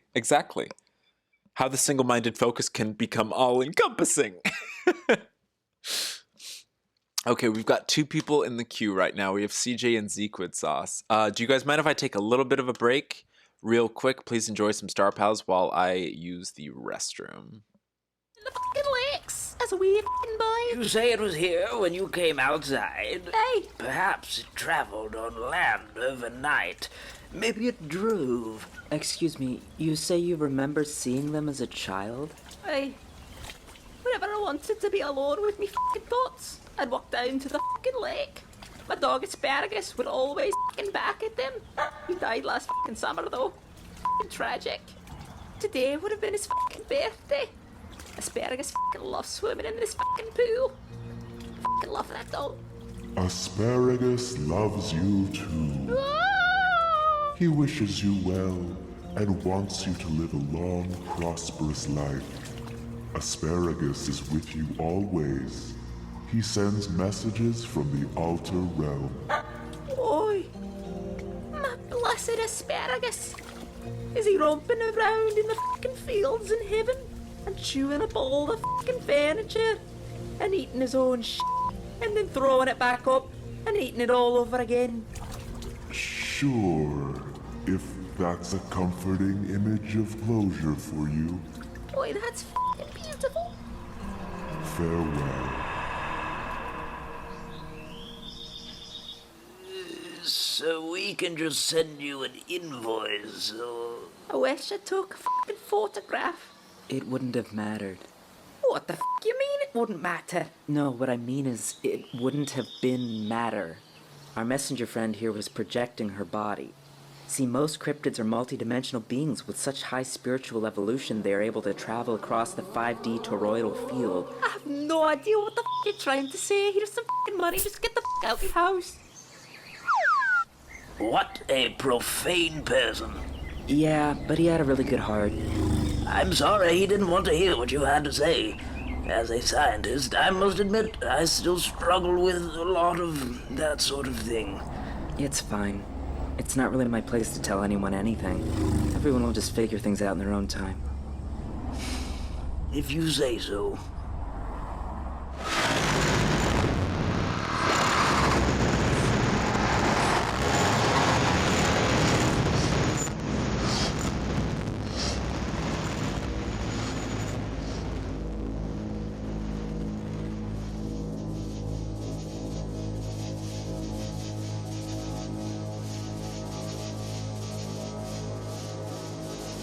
What time is it?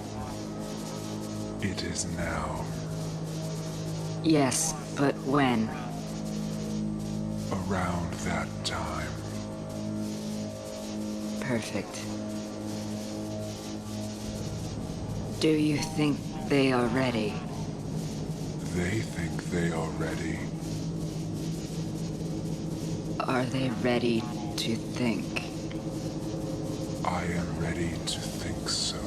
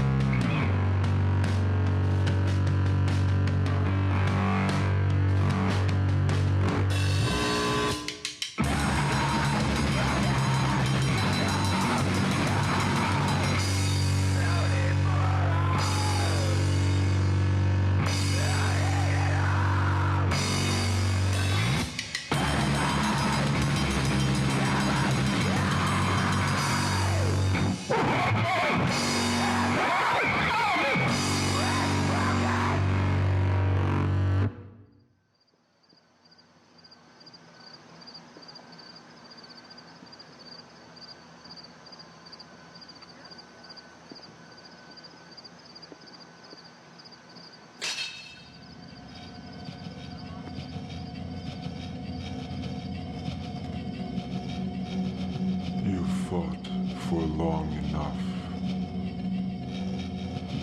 Rest now.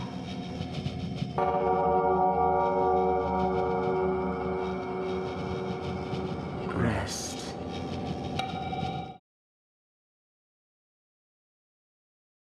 Hello, I'm back. Star Pals canonically set in the Midwest. Oh, it's funny. Whenever I take breaks and go to Star Pals, it's always on the same episodes. I finally have all 6 of them in the rotation. Like, you know, it's just like sort of That's what I playing. thought. Oh, thank you, Bedroom Punk. Oh, hell. This is a Spider Babby shirt. Shout out Spider Babby, Twitch streamer.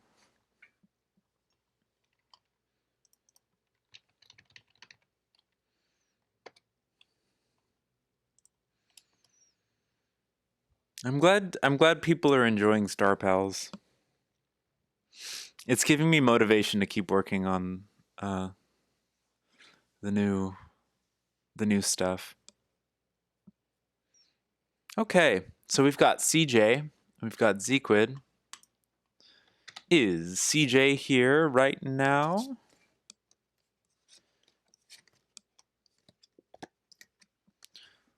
Let's do it, friends. Present. Thank you very much. Oop.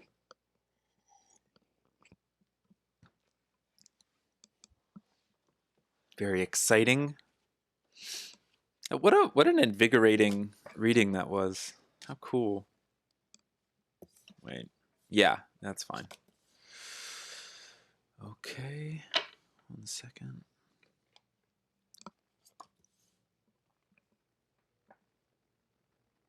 Hmm.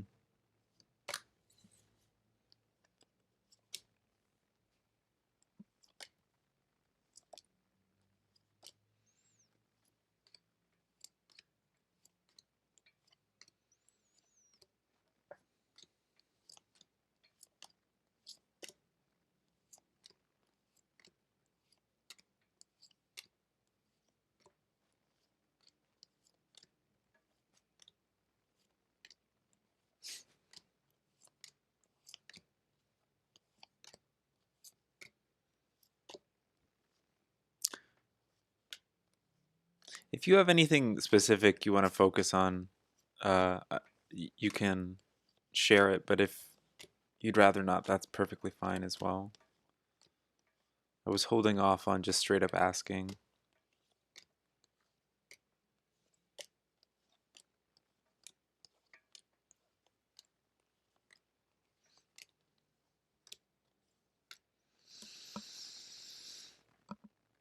I try to have better posture when I'm like, doing this, but it doesn't even matter.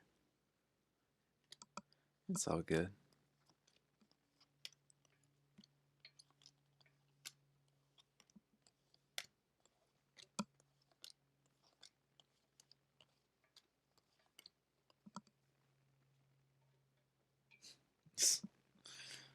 Headphone keeps like clonking against the metal grate. Ooh, I lost my place. That's fun. It's exciting. Also, if you have two numbers between 1 and 9, or even 3 numbers, if you're feeling 3.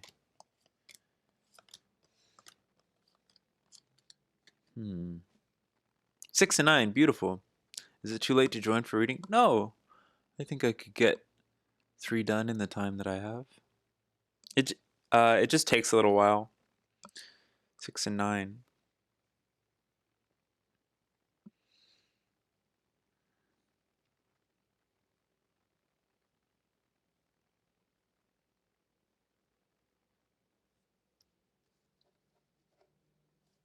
Beautiful.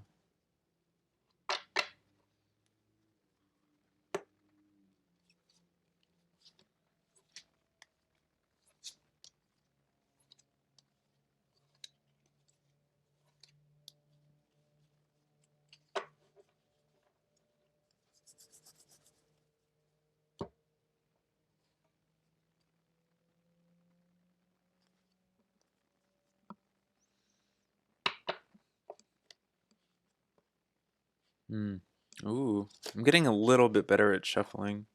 I'm still pretty like janky, especially with these. I always feel like I have a little, not enough cards or too many cards. Okay.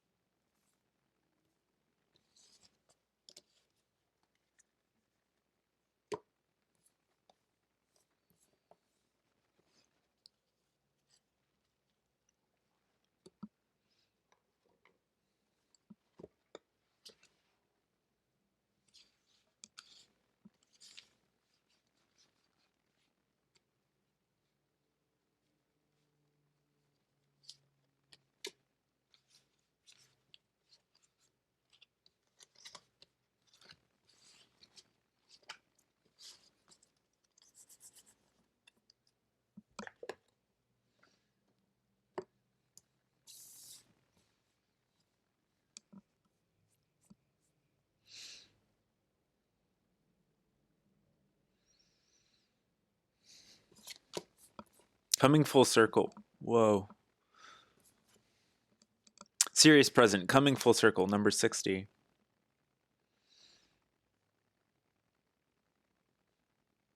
Coming full circle. It's a pretty self-explanatory title. Sharing cultural ideals. Oh my gosh. I'm going to do this one, and then I'm going to read. Confusion. Beautiful. Beautiful. Beautiful. Andromeda is characterized by constant change. Things never really seem to stay the same in their paradigm of reality. So with that comes a lot of fluidity, confusion, but integration as well. This seems to be a byproduct that can occur when sharing cultural ideals because there's difference there. My culture does things this way, your culture does things that way. There can be some potential confusion there to be integrated. Fertile ground, once again, for just like a new foundation. Coming full circle. I'd like to read about coming full circle because I want to see how we can be inspired to connect that with these. And then I'm going to keep this for like upside down for a little bit. Kind of surprised when you got them. They're pretty big cards. They are. They're large. Okay. Coming full circle. In the ancient days, the Syrians placed codes within our DNA to help us evolve when the time was right. That time is now. Again, it's up to you, whatever information you want to take or leave. Humankind is awakening as the Syrians had hoped. Their task has come full circle. A lot of this reminds me of planting seeds and then nurturing them and then like harvesting the vegetable, like the fruit of your labor. Their task has come full circle. If you pulled this card, then you have a connection to that ancient Syrian past, and because of humankind's awakening, you have recently completed a karmic pattern held for thousands of years. Whoo! You may feel subtle energies of completion, or you may feel nothing at all. But if you have any guilt about things left undone in the ancient past, it is not necessary to hold that pattern any longer. That's a nice moment of release. Relinquish. Excuse me, coming full circle. What a cool first card. I want to see if there's anything in the commentary.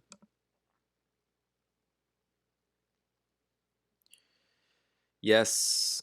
When we complete goals or complete a cycle, we come full circle and are ready to start a new cycle of learning. It is possible you just completed a cycle of learning, ready to start a new one. If you feel this is not true and that you are currently stuck in a situation, then you can interpret this to mean that with all the work or avoidance you have done regarding an issue, you are coming full circle around to confront it again, giving you an opportunity to transform it once and for all. Another chance, another step up to the plate. This is a powerful place to be. And when this card comes up, it usually means you are poised for a powerful transformation in your life circumstances. Very cool. If you are contemplating a serious decision in life and feel that you have completed your past lessons, then this is a great time to take that leap of faith into the unknown and begin a new cycle of learning and growth. Let's talk about sharing cultural ideals. Present. Pleiades. Pleiadians are enthusiastic cosmic anthropologists. They love studying other cultures and interacting with them. Part of this is sharing the Pleiadian culture with other species as well. This is never to dictate what is right or wrong, but purely for the purpose of exchanging ideas. This natural curiosity is also within you, and this card is suggesting that you embrace this part of yourself a bit more. Don't be afraid to explore and share with others what you've learned, but do so from a place of neutrality and genuine loving kindness. Know that the ideas you share will help others on their spiritual journeys.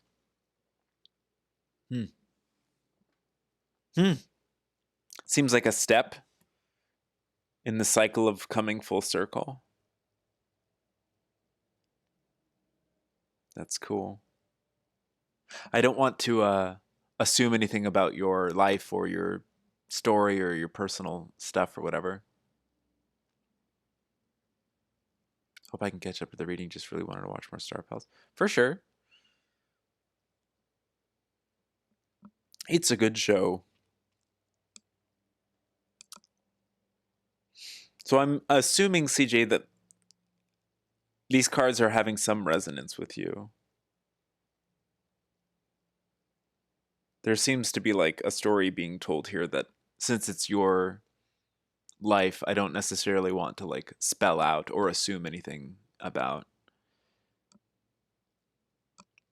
This card refers to a time in Pleiadian history when they spread their cultural ideals through the galactic family, but never in a forceful way. Human history has shown that when evolved groups contact... Oh, yeah, it's this. I don't like to read this commentary. It sets up a dichotomy.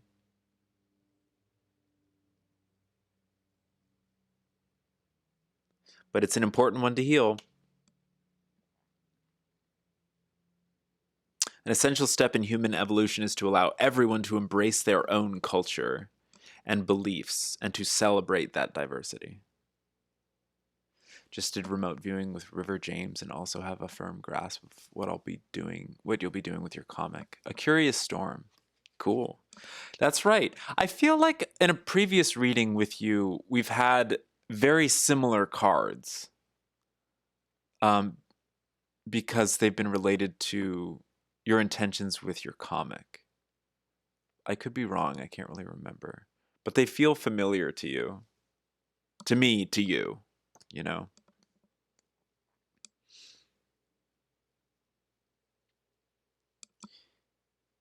Yes, it may... Perhaps as a human now, you serve the function of bringing together different peoples, sharing ideas with no judgment or forcing of beliefs. Could also mean the opposite. Perhaps it's a warning to stop trying to push your beliefs on others. Maybe someone else is doing that to you. The message could be to stand firm in your right to have your own beliefs and celebrate that difference in beliefs. Yeah. Confusion. Confusion, like the interplay, the exchange.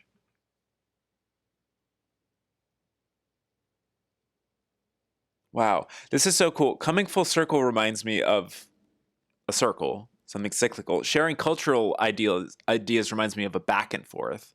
I'm thinking about like in music production, when you start to pan a sound, you can make it bounce back and forth between the left and the right, up and down, or you can make it swing around in a circle from left to right. And then the confusion. How do we integrate these two seemingly different approaches, both in the present? Back from therapy? Welcome back, Steph. You operate in a low-level hum of confusion daily. Oh, sure. That's what it's called. Panning, yeah. Confusion. I love the Andromedan cards. I'm really into like the Andromedan energy because it's very fluid. And it's it's like familiar, but it's also sort of incomprehensible to humans. And that is really cool to me. Let's read about it. Number 4.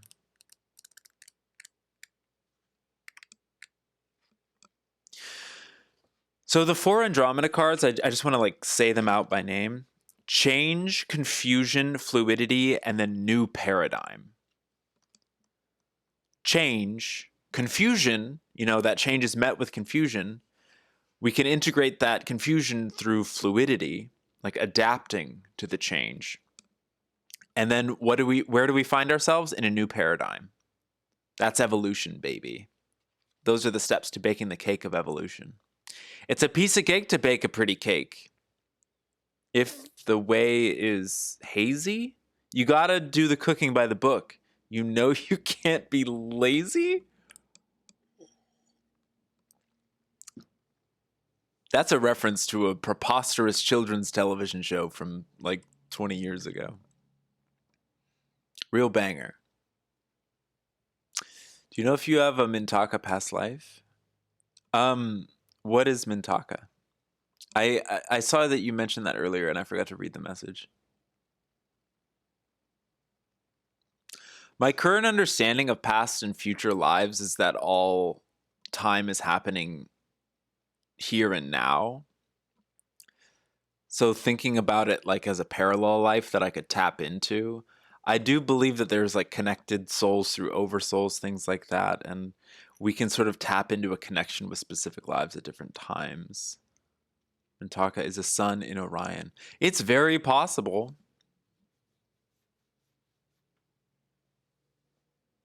A water planet near Mintaka. Oh, you've asked me this before. I think you've brought this up before. CJ says, I definitely don't see confusion as a negative. I'm a curious person, so confusion is just one step before seeking knowledge. Yes! I love that. I'm a big fan of that perspective. We often feel safe and secure when things stay the same. When things change, we feel a profound sense of disorientation or confusion until we can realign ourselves in the new reality and build a map for navigating it. To help this process, try to see that often the same messages or life lessons are being given to you in different packages. Find the continuity in these different messages and you will ease the confusion. Confusion is only the fear that you don't have a map for the reality in which you find yourself.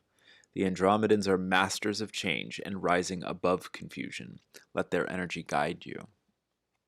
A planet with complete harmony. That sounds beautiful. The idea of constant change is actually embraced and understood by Andromedans because they see the fear of change as being connected to the state of attachment. Didn't think I would be thinking about tenets of Buddhism right now. Attachment to things, ideas, or ways of being can deeply hinder awakening and growth. I have an attachment that I attach the word attachment to Buddhism. I don't need to do that. Thus, the Andromedan reality reflects these principles. When we walk down the street, we see a consistent reality that seemingly doesn't change, but in Andromedan reality, which is more aligned with the true state of pure consciousness, reality changes constantly as a reflection of the observer. Oftentimes, when we tell stories where there's some sort of surreal existential change in a character's life, like it's a whimsical indie fantasy movie, and they go to work every day, and then suddenly when on their road to work, like a building is a completely different building, or a tree is no longer there, or something like that, and they're like, oh my god, and it turns into some sort of science fiction plot or whatever. What if that was normalized as part of the paradigm? Like reality being a reflection or a projection of consciousness, and it inherently is ever changing and serves us in a variety of ways. But our paradigm feels very fixed. That's this street. It's in this city. Always. That tree will always be there unless it is removed, etc. I don't know. Something to ponder, something fun to think about. It's that's a little out there for us. Right. In the Andromedan reality, which is more aligned with the true state of pure consciousness, reality changes constantly as a reflection of the observer. This is true for humans also, but we haven't yet understood this fact. I think certain quantum physics tests are getting there, like with the observer effect, etc.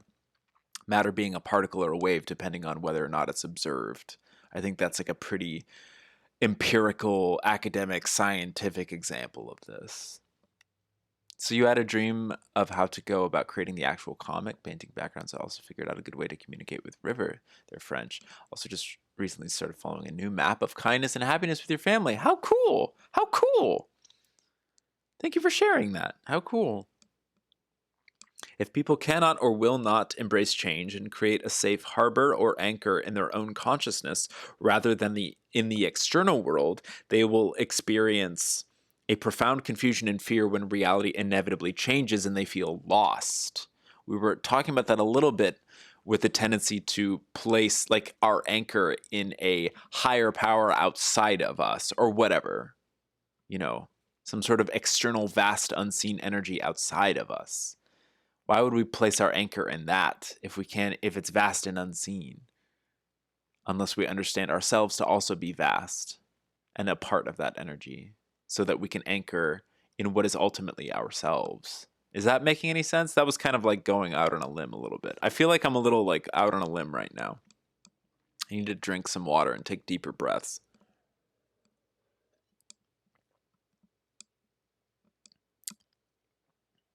One of my big self-criticisms of these types of streams is to make sure I'm never talking just for the sake of talking.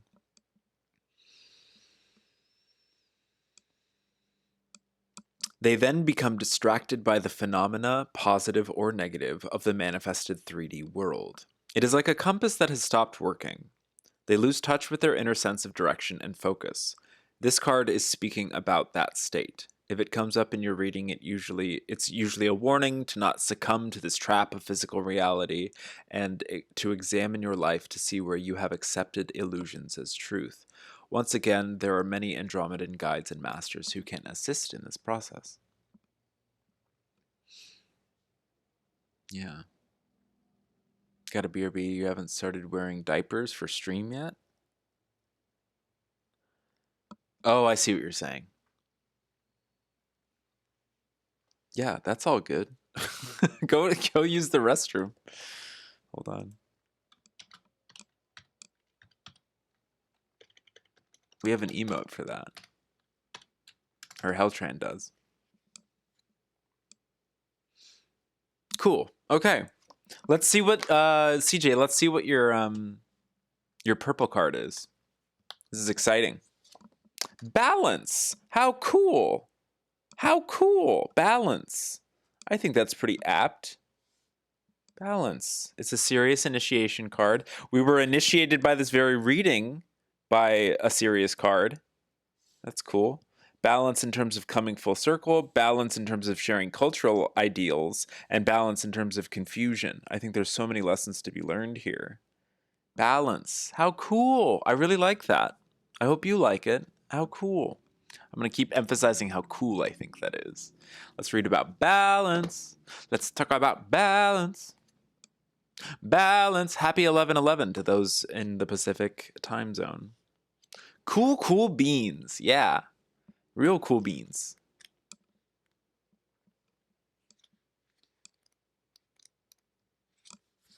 My balance is always moving and adjusting like a dance. Very cool. Immediately I'm thinking of the ever-shifting, ever-changing nature of this Andromedan card. My balance is always moving and adjusting like a dance. Adapting. All life is constantly seeking homeostasis. Imbalance is polarizing in one direction. You balance physically with proper nutrition, exercise, rest, and play. You balance mentally when you use both your heart, intuition, and mind, intellect, to evaluate and choose. You balance emotionally when you allow emotions to flow in healthy ways. You balance spiritually when you seek the uniting and empowering thread of love that permeates all life. You do not need to immerse yourself in extremes to find balance, though sometimes that may occur. Balance is found by removing yourself from drama and establishing boundaries that support you. Value your inner peace and you will find an increased ability to respond quickly to change. I like that. That reminds me that, yeah, if I find myself in a state of not being able to respond to change, am I valuing my inner peace in that moment, or am I valuing more of an inner turmoil? Interesting to think about. That's what came up for me. Value your inner peace and you will find an increased ability to respond quickly to change. This card is reminding you to look within to find your balance. Use the outer world to direct your attention inward. That's a good use for those external separated entities. Use the outer world to direct your attention inward. In this way, the middle road is not a line between two opposites. It expands out to integrate all. I love that. I love that. The Syrians honor the inner realm as the seed of creation. Your internal balance creates an expansive foundation for new growth. You are more powerful than is often understood.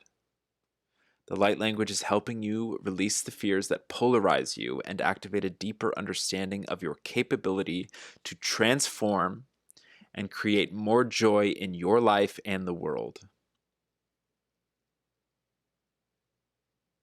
Very cool. Let's talk about can't cling to things that don't serve you. Yeah. Life is constantly changing and your patience supports improvement. Meditate more and spend more time in nature. And again, for those of us who have discomfort with meditation, meditation can be taking a walk. Meditation can be drawing a picture. Meditation can be folding our laundry. Choose silence and observe more often. Focus on eating better, exercising, resting, and playing more. Sometimes societally we prioritize things other than play to the detriment of play. We can always play more, I think. I like to emphasize that. Oh, that's funny, Zequid Sauce. I trust that this reading serves you in some way, CJ. This was a cool reading.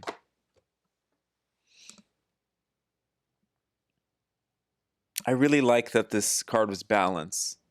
I think it could be interpreted with each of these cards, as well as the entirety. Balance. What a beautiful reminder. Zequid, is it your turn? Young Zequid? You refresh. Oh, we have Tear Bear after Zequid. Cool. All right, Zequid Sauce, you're up. Try this again with 3 cards and then the 1 purple, unless something jumps out.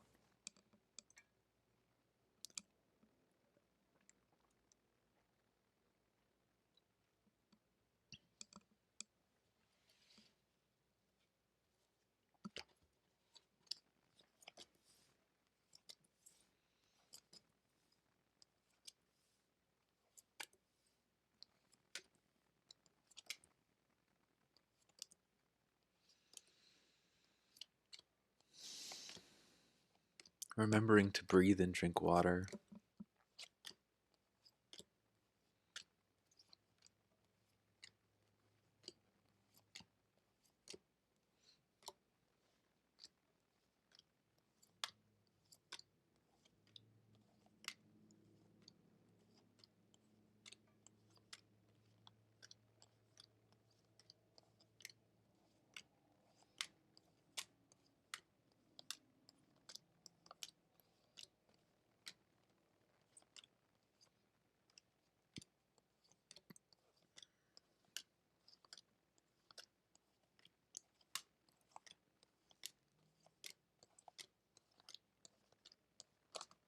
Hmm.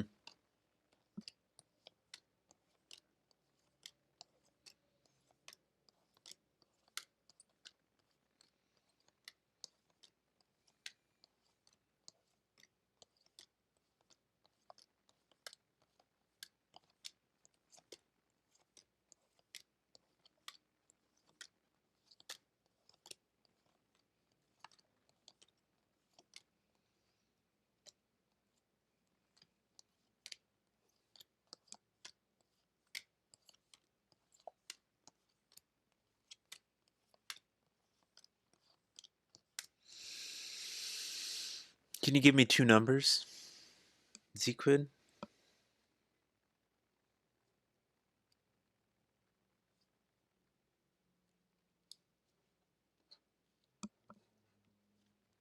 Five and 2.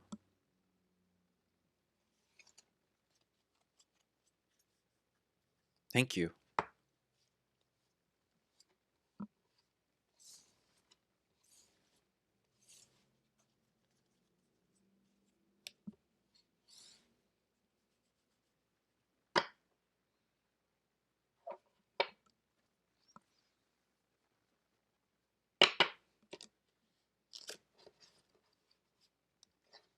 Hmm.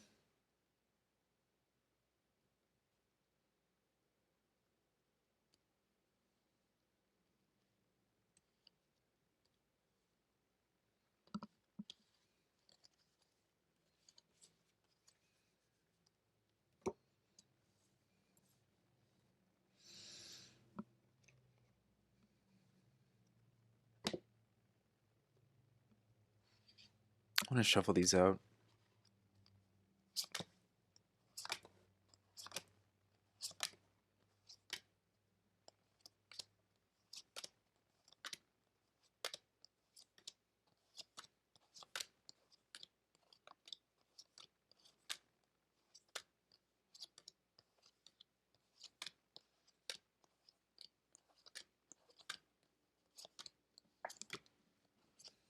Hmm.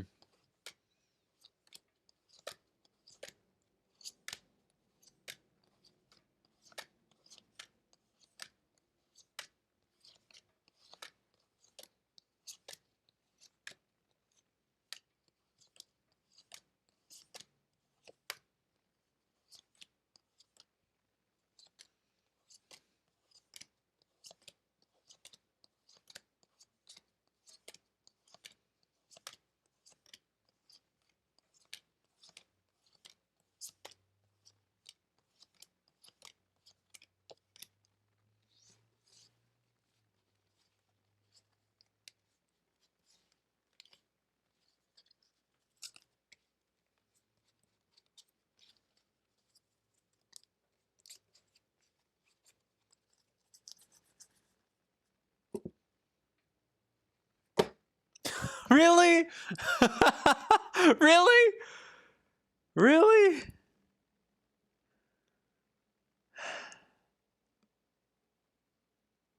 That's funny.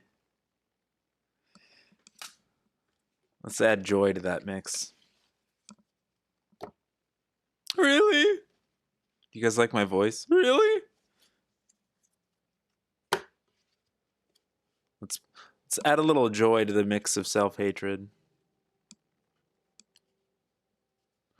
We focused quite a bit on self-hatred in a positive way at the start of stream. You were here for that, I believe, so we can incorporate that into the rest of this as it goes. Keeping that as a reminder. Progressive desires, Earth present. Beautiful. In the Earth present, we deal with conservative attachments and progressive desires, the push and pull of that dichotomy. Yes, you just woke up from your dream. That's right. The push and pull of that dichotomy.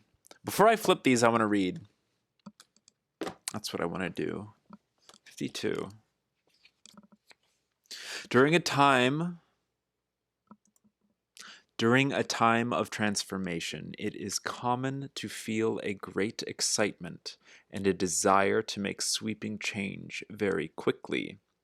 However, because there are many people who fear change, it is prudent to make change that is slow and steady instead of rushing things. In this way, those who cling to the old will not get spooked and obstruct the natural process of transformation.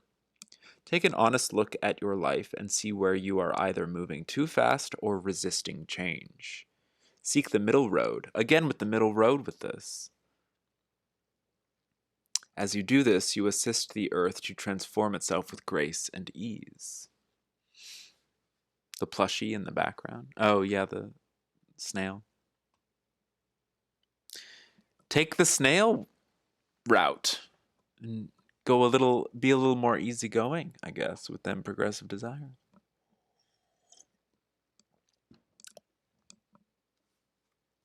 Joy. I like that this is just here.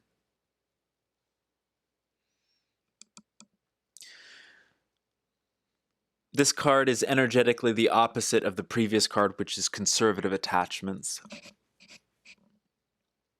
Represents the polarized energy playing out on Earth in present day.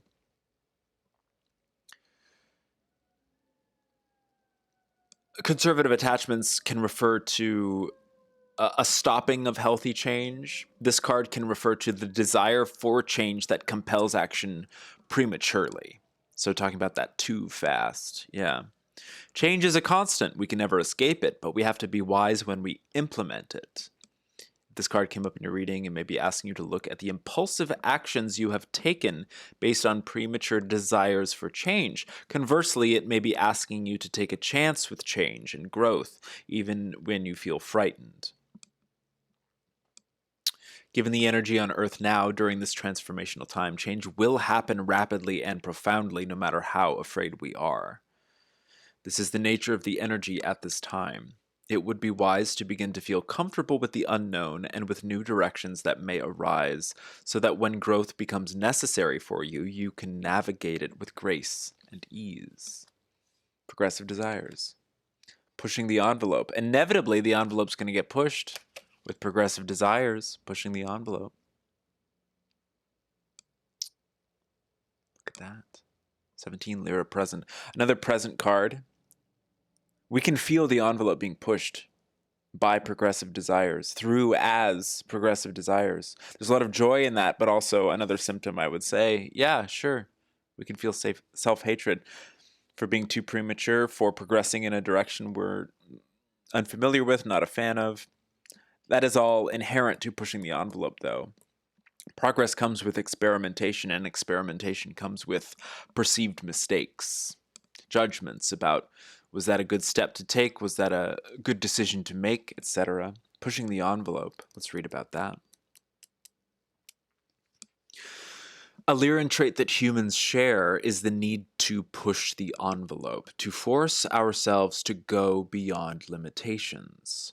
This is what drove them and us to always grow more, beyond the laws of physics, beyond current technology, and beyond physical endurance.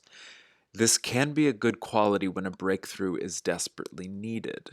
However, this trait can become obsessive and cause us to never rest and always push ourselves to exhaustion. That is where the self-hatred comes in. It's never enough. It's never good enough. It's never fast enough. There's a great joy that can override that. I really like... Last time our dichotomy was self-hatred and divinity. This time we have self-hatred flanked by joy, which is pretty darn close to divinity, if you ask me, depending on your definitions. This most likely has been a karmic pattern of yours for many lifetimes. Now it is time to let it go. Your self-care is more important than pushing the envelope. This theme refers to the human and Lyran tendency to become single-minded. Remember single-minded focus? Single-minded and sometimes ego-driven, pushing ourselves beyond our limits in order to accomplish a goal. While this can at times be an admirable quality, it can also severely hamper our evolution. I just like saying hamster. It can severely hamper our evolution and keep us stuck in actions driven by ego. When we are stuck in these ego-driven tendencies, it becomes impossible to connect with our higher nature and evolve beyond the limitations of ego. I know that I bump up against this a lot in my own creative output when I try too hard to push the envelope, try too hard to progress or experiment. At the detriment of the art itself, it loses the heart, and it becomes driven by my ego to push forward into new territory.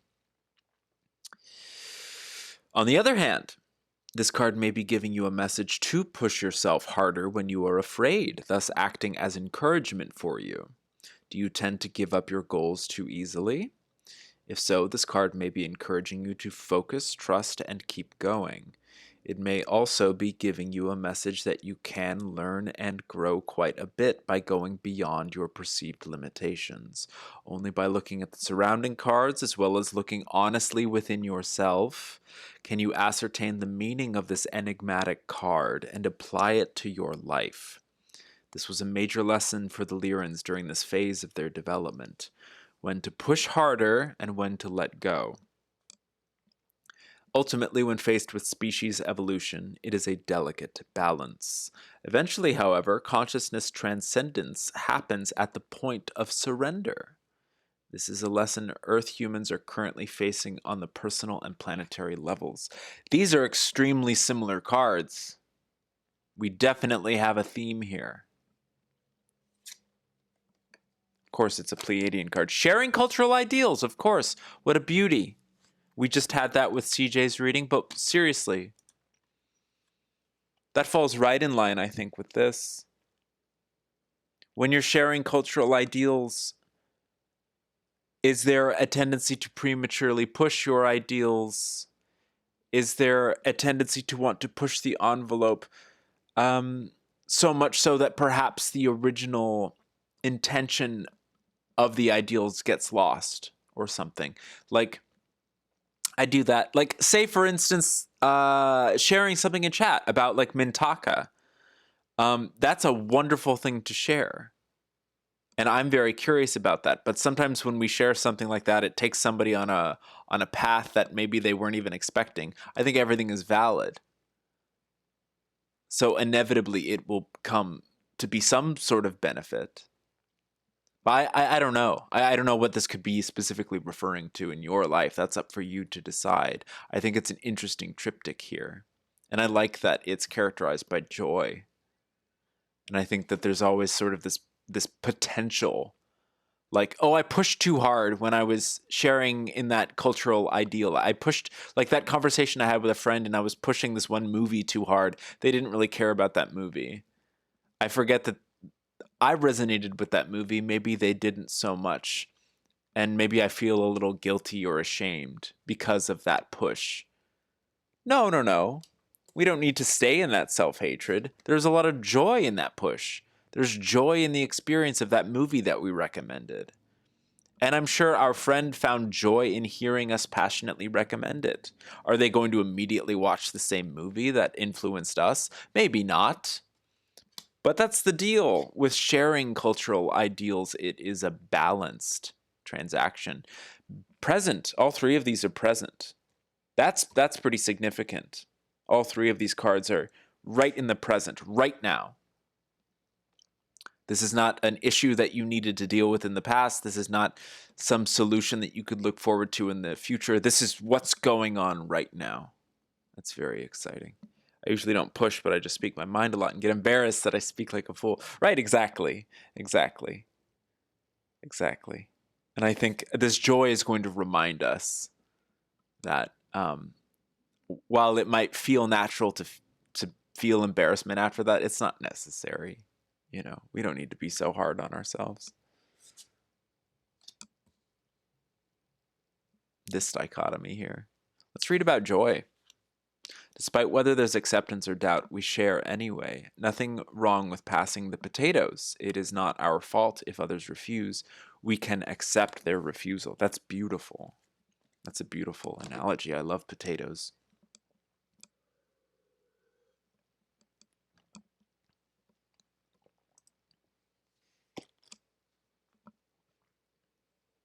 Joy.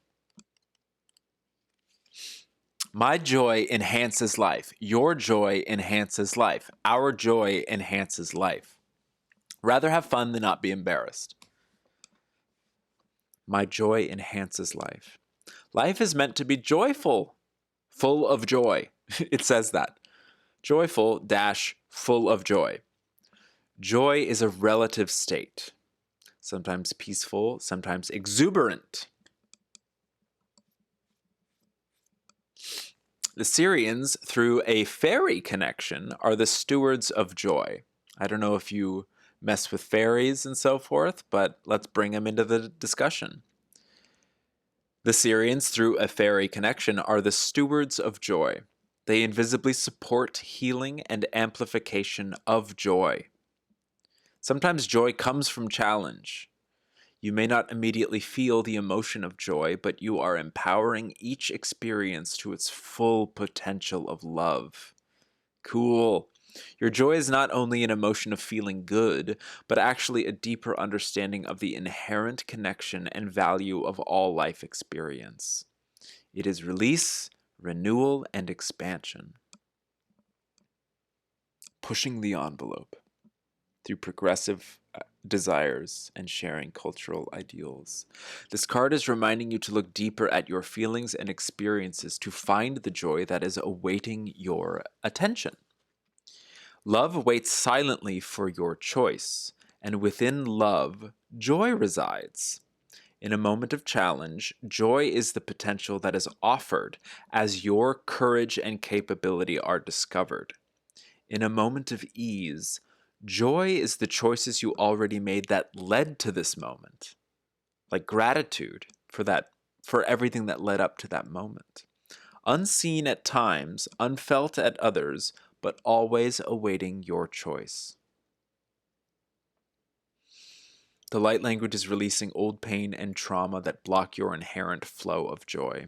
It is amplifying your natural loving state that helps you and others flourish. Release past hurts and the need to control outcomes. Seek the natural joy that is available daily like a flower. Available daily, like a flower, animals, laughter, or fresh air. Find a way to increase the love in your interactions with others. The final bullet point says, smile more.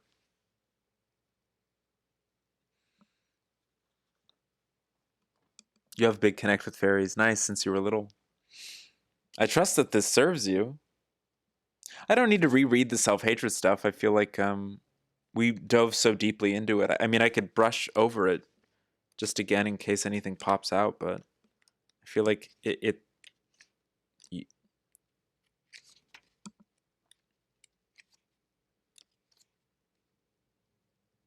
amplifying my self-love, which impacts all life. Yeah. It represents many less extreme emotions. Like what we were talking about, I guess. The possibly like negative perceived side effects of like being someone who pushes the envelope progressively when they share their cultural ideals with joy. That little twinge of embarrassment or whatever. Yeah. You're very welcome. All right. Who's next? Terror Bear. Terror Bear. I think I'm going to close the reading after Terror Bear.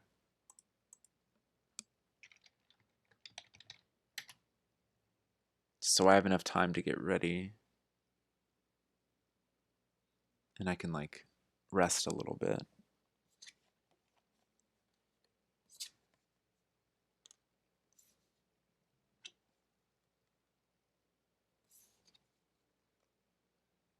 That's good. Excitement is good.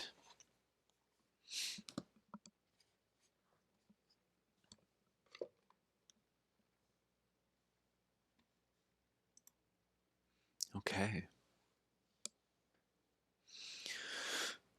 Zequid Sauce says, my energy is very open and I get embarrassed a lot, even though people think I'm myself all the time with confidence. Totally. That's super relatable. Yeah. Totally.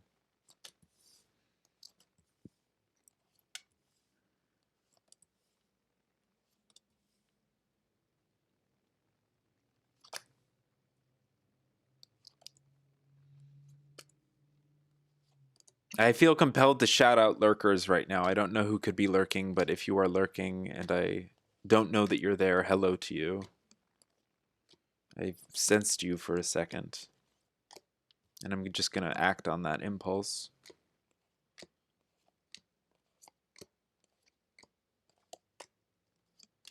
Good morning.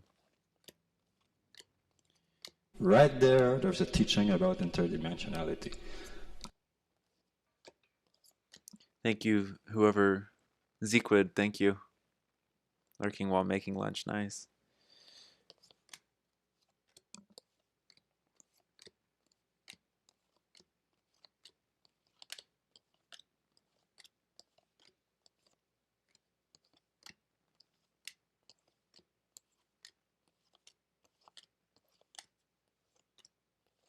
Can you hear the little flaps of the cards? I think that that's a nice way to break up the silence. Little flaps and plaps. Slaps. Claps.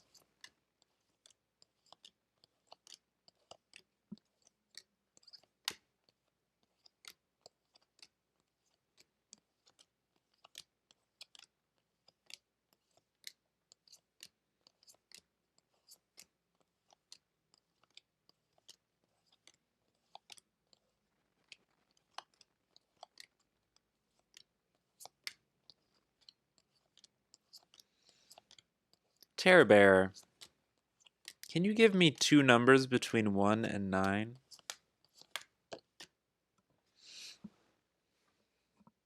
Card language. 2 and 8, cool.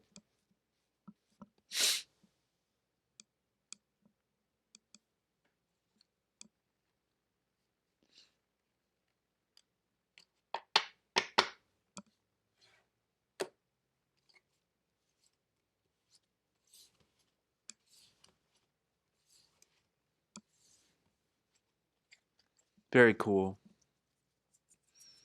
Very fresh. Is it the first time this stream I've said that? Very cool, very fresh.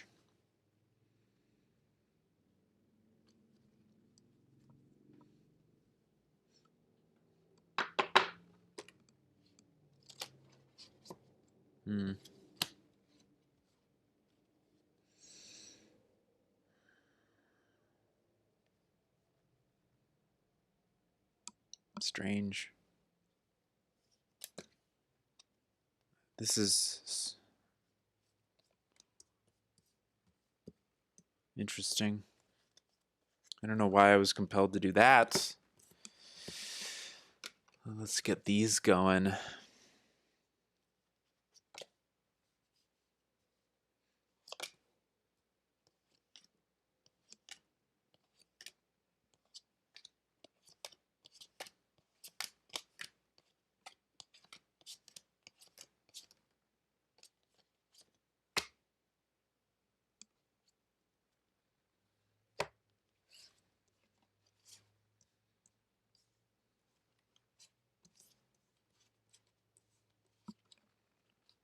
Yeah. The cards seem assertive. Anger. That plopped right out. I don't think we've ever had anger before. I'm excited. Orion releasing, of course, because I think we associate anger with negativity most of the time. We don't need to, but I think it's a constructed association. Anger. How interesting.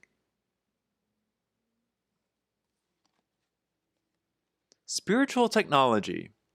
I like this card a lot.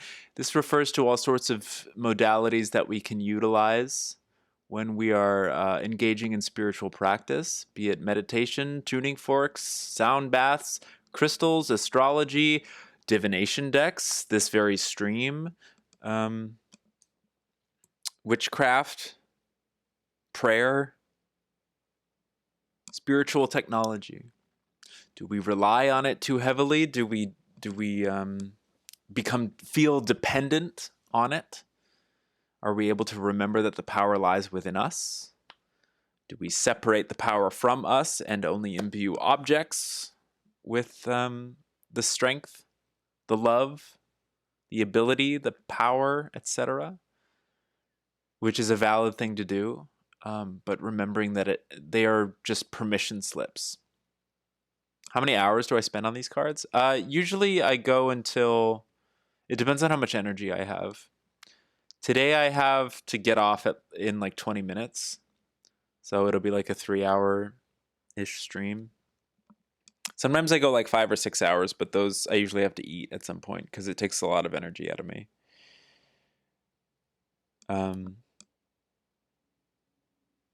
That's interesting. Anger. I really like that anger is here. It just makes me so curious about what could be.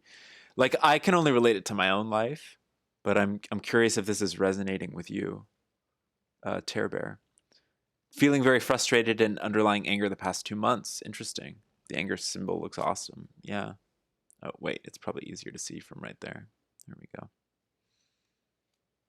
You ate a good burrito? Nice. The best ever. Another Vega present? Logic and reason. How interesting. How interesting. I haven't had this card in a long time. Another Vega present card. Logic and reason. Interesting. Ooh, alchemy. Let's go. Esasani. Parallel. Alchemy. I like this. Anger can be a huge fuel in alchemy. And it right now it feels like these two are being set up as a kind of dichotomy for us to alchemize. Sometimes we fight against spiritual technology because it makes no sense when we try to apply logic and reason. Why should I put my faith in astrology? That's a bunch of nonsense, etc. Deferring, of course, to logic and reason. Oftentimes this attempt at integration is met with anger. Sometimes when I bring up these cards, it's met with anger. Sometimes when I bring up, cosmic concepts, whatever, the very existence of extraterrestrials, it's met with anger. When I try to share my spiritual technology, again, I'm only really like sharing from my own life. Pretty colors indeed. This is really cool. Let's read about each of these. Let me start with anger, actually. I'm going to start with anger because that was the first card that we pulled. And I'd like us to like have a good foundation or a good understanding as before we go in. Anger, Orion Orion releasing. This is why I can only do so many hours of this at a time because I start to like fall apart and crumble. A vibrator store? That's pretty cool. Thanks, Decoy. Anger is indeed fresh in the vibe. Anger. Is it the first Orion card because it starts with an A? Oh no, the first Orion card is addiction. Anger. My anger, hold on. Anger. My anger is showing me a desire for empowerment within. That's the affirmation. My anger is showing me a desire for empowerment within. Many people believe that anger is an indication of lack of spirituality. On the contrary,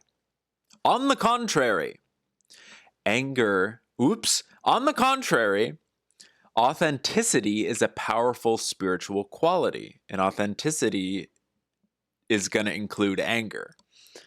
The Orions recognize the value of being authentic and compassionate. Your work is to process anger in a healthy way so as not to cause more harm. Once you recognize what is behind anger, you can release, heal, and create a new future. Anger is telling you that it is time to honor yourself more fully. It can be expressed safely without harming another. Make sure that you are not abusing another with your words, but that you are expressing yourself honestly. Anger is an opportunity to heal powerlessness into a deep understanding of your capability and love. This card reminds you that healthy anger can help you heal blame, resentment, pain, and fear that your anger is protecting. It is not healthy to deny your anger. Be authentic, yet express in a manner that doesn't harm yourself or others. Anger indicates you are feeling powerless and need to hold better boundaries. Interesting. As you become more empowered within, you will start feeling less anger. The light language is helping you to discover the empowerment that anger is pointing you toward. It is releasing the fear, sorrow, and disappointment that anger often masks. Hold on. Cool. Look within for the fear and sorrow anger is protecting. Hold your boundaries with strength and compassion. Do not take on the anger of others or allow them to dump on you. Find a creative outlet or support for your anger, like music, dancing, writing, drawing, or counseling. Wow. Anger is an opportunity to heal powerlessness into a deep understanding of your capability and love. Healthy anger can help you heal blame, resentment, pain, and fear that your anger is protecting. It is not healthy to deny your anger. Feeling powerless and need to hold better boundaries. Wow. Anger is telling you that it is time to honor yourself more fully. There are so many little tidbits in this that are just so like, whoa, I could think about that for a whole week.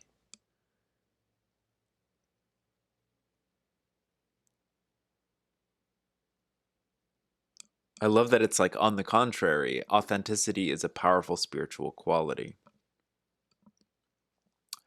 My anger is showing me a desire for empowerment within. showing me a desire for empowerment within. Terra Bear says, I'm a bit confused on anger protecting other feelings. Like one has to look past the anger, process it to see inside. Well,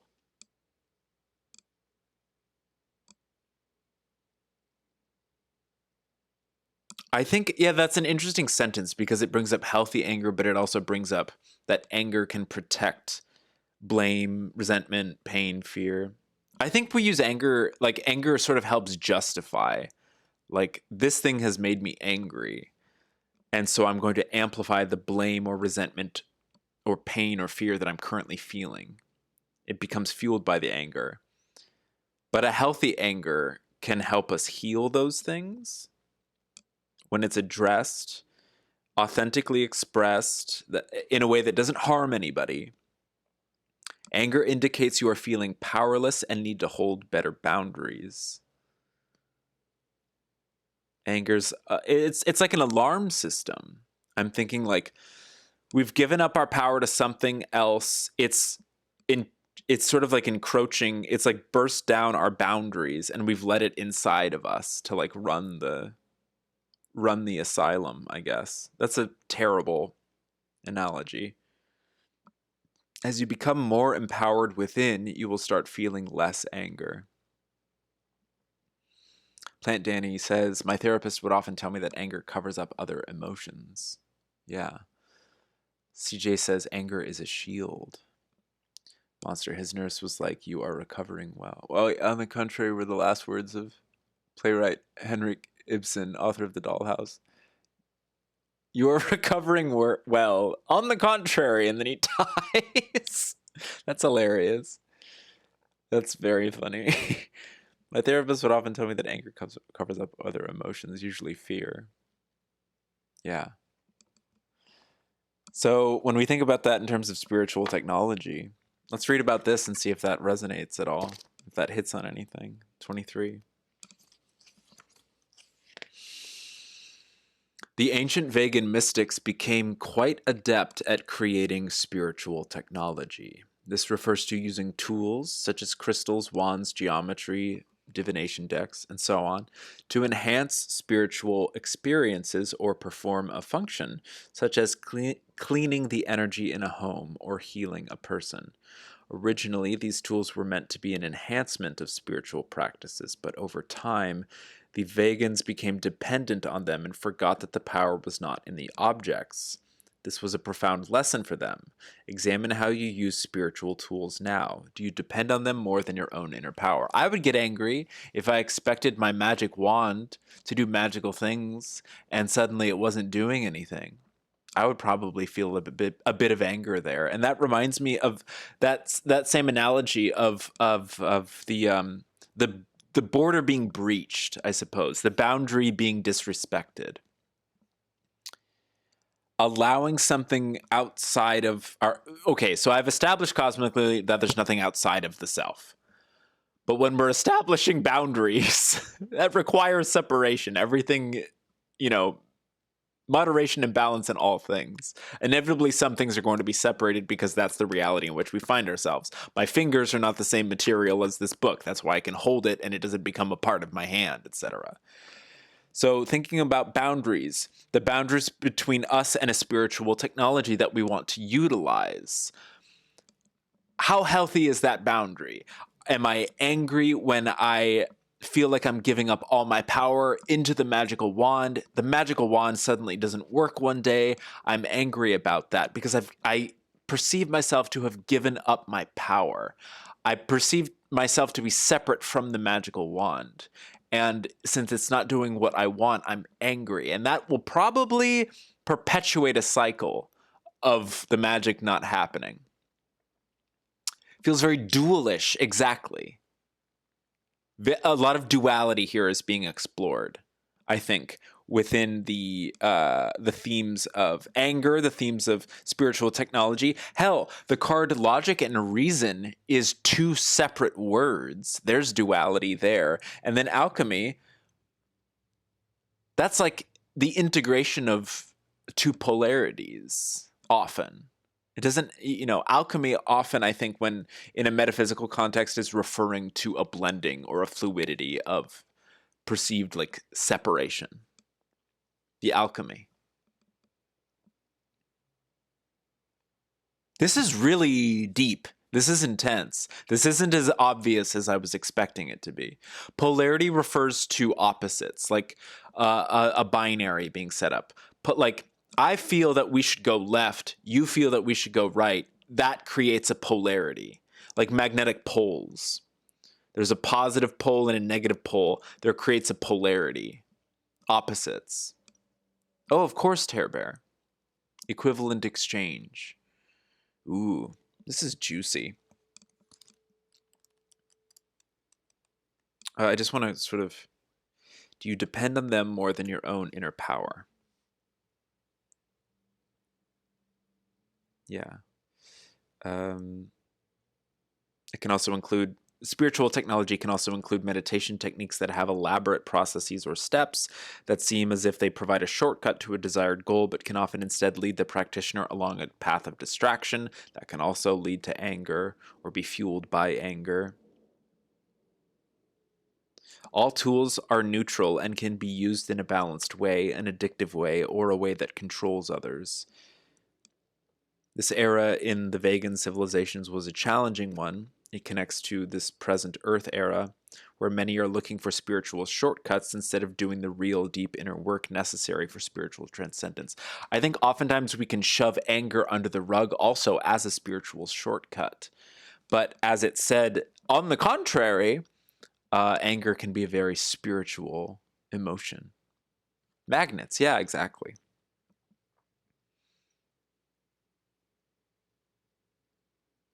Yeah, there's a lot here. Are you becoming too addicted to spiritual technology? Do we need to look at our inner selves more as a source of evolution? Let's move to logic and reason. In the very ancient days, Vegans were very balanced in their mental and emotional bodies. But later, their practices of discipline created an imbalance of logic and reason. They learned to ignore their emotions, which is interesting for a civilization characterized by spiritual mastery. I suppose they achieved that level of discipline by ignoring emotions and incorporating logic and reason more heavily into their spirituality. I think in our current Earth paradigm, we associate spirituality more closely with emotions, perhaps. Because we tend to separate spirituality and science is in the camp of logic and reason. Whereas inevitably, science and spirituality are the same thing. It's just a matter of definitions, explanations, discoveries, experimentation, what have you. Yes, they learn to ignore their emotions, judging them to be inferior to the mental experience. They exchange the power of emotion with the power of focused concentration. Sure. Emotions are an essential part of the human experience and must be expressed alongside our thought processes. Look at yourself honestly. Do you lean more toward focusing on the mental body, logic and reason, or more toward expressing emotions? Both are important, but in moderation. Balance comes from honoring both equally. And I think that's going to be really emphasized by this next alchemy card. Logic and reason. Anger we often associate as an emotion. I'm trying to think about anger in a context of logic and reason. I do find that a lot of people in my life who prioritize logic and reason over emotion tend to get emotional if their logic and their reason is not accepted. I find a lot of mental body, people who might identify more with the mental body, get very emotional when they don't feel heard or don't feel seen. What's metaphysics? That's a great question. I don't even know the answer to that. It's just sort of like a catch-all umbrella term for general, like, the study and the research of like the nature of being, the nature of existence, how it relates to our contemporary, whatever they may be, like understanding of science, like empirical science, physics, etc. Generally, it just it refers to just like the beliefs, philosophies, practices, research involved in understanding how, why, the nature of being, existence itself, the self, the ego, everything, nothing, existence, non-existence, duality, polarity, fluidity, like the thing itself, you know, like it's a tough word to define. Anger is a good flag of attention to show what needs attention and growth. Yeah. Metaphysics is the philosophy of reality. It's one of the big schools of philosophy. Many different schools of thought exist under the umbrella of metaphysics.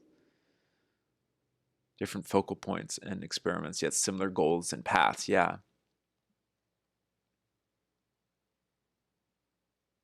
Yeah, CJ, I think that's what this is referring to. I think. I'm going to look through the commentary. One of the biggest karmic challenges of the ancient Vegans had to do with how they used their self-discipline to develop the mental body. In this era of the Vegan civilization, they had a challenge with overdeveloping the mental body to the detriment of the emotional one. Wait. I'm on Terror Bear, right? Yeah, we finished Zequid, right? Okay, good. Sorry, I was like, shoot, I'm running out of time. We have just enough time. Yes. Oh my God, Chris Mack, thank you so much for 400. Thank you. What? Thank you so much. Hello. Added 40 bits and 40 Hello. Hello. Scores cheer. Oh my God, Twitch added extra 80 bits. Thank you so much. 80 and 40. Thank you so much, Chris Mack. Thank you. Oh my God, we're in an interesting reading right now. Through the lens of anger and understanding anger to be like a spiritual teacher sometimes. We're looking at these vegan themes. We can use anger as a spiritual technology. Chris Mack, thank you so much for 3,000 bits. That is bananas. And why is Twitch adding 600 bits to... I don't understand why Twitch is being so generous. Thank you so much, Chris Mack. Thank you so much. Those clips are, of course, from Star Pals, which is the show that I always have running on my BRB screen. It always just... Thank you so much. It is September. Bonus bit days. Thank you. Wow, that's so cool. You have a badge. We have a hype train. Are we in a hype train? We have a hype train. Thank you so much. Zequid Sauce, thank you so much for the 100 bits. Oh my gosh. I need to drink some water. Oh my God. Level 3, baby. It's a hype train. We gotta do this right now. It's a hype train. There it is. It's a hype train.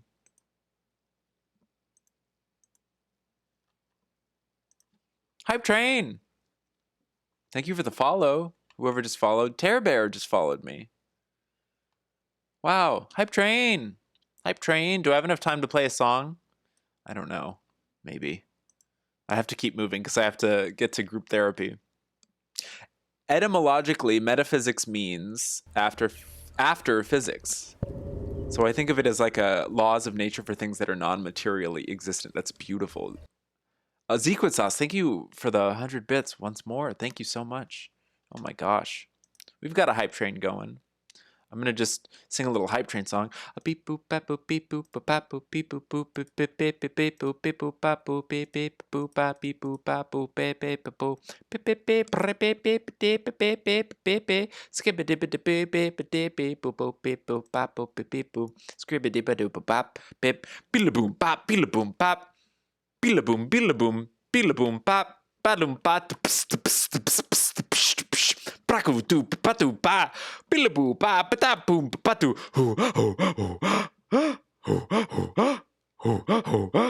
What's up, King Europe? It's good to see you. Okay, I'm gonna pass out if I keep beatboxing to this hype train that we have going on. Hype train chat. The Krabby Patty. Yes, exactly. The Krusty Krab pizza is the pizza pizza for... My dogs are The barking. duck. Thank you. That's the Rixers the Duck. Krusty Krab pizza. I'm making my dogs bark. Whew. I need to get back to the reading. Thank you so much for this hype train, you guys. This is so kind.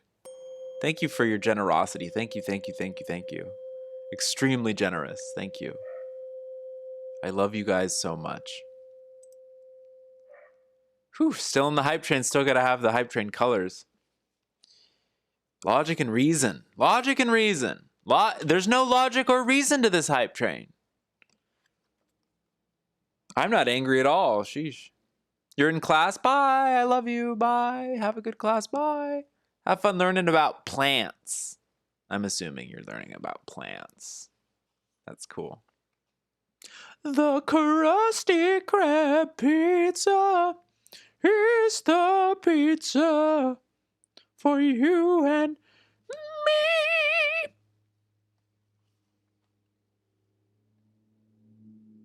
Okay, I'm going to go back to being boring and reading from a book. None of this is boring. This is very exciting. It's even more exciting now that it's happening during a hype train, I would say. Whew. In this era of the Vegan civilization, they had to deal with the challenge of overdeveloping the mental body to the detriment of the emotional body. This eventually led to challenges in their offshoot races like the Zeta Reticuli, which we were talking about, and Earth humans, which, hello, that's us. Many humans have connections to this time in vegan history and still have challenges in being able to balance the emotions with the mental processes. If this card came up in your reading, look at the other cards, your habits, your patterns. It could be a message that you need to lessen your reliance on the mental body for navigating through reality. It might also mean that you need more grounding and should develop your mental body more. It's up to you. It depends on what resonates with you, what path forward you feel you need to be taking. Hell yeah. As you look within at your connection to this idea, you can see a clearer picture of why this card came up in your reading. Let's round it out with alchemy, 102. Great work on that hype train, folks. Thank you so much again for your extreme generosity. Where is the Krusty Krab pizza? Here's the pizza. Ooh, ooh, ooh, ooh. We're back. Alchemy, 102.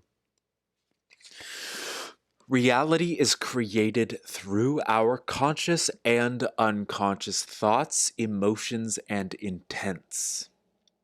When they are aligned, we become the reality that we prefer, as long as we are following our excitement, which represents the natural flow of the universe. This essential Essassani teaching is a process of alchemy, but it means that we must look at our self-sabotaging behaviors and confront our shadows. Knowing ourselves fully, that's been a huge theme of today, all stream. Only then can we come into full alignment with our true selves. This card means that it is time for you to take this step. Clean up unfinished business. Be free and embrace synchronicity. That's a big one. Sometimes it's a little creepy to put so much faith in synchronicity. I don't know why. It's kind of like going back to our discussion about free will versus destiny or what have you. Sometimes it's kind of scary to see a plan in patterns. But that's not necessarily equivalent to the giving up of someone's empowerment, you know. In fact, it often means the opposite. Because you're following your excitement. The synchronicity is arising from each of us following our passions and excitements. That's what creates, that's what turns the engine. Interesting things to consider here.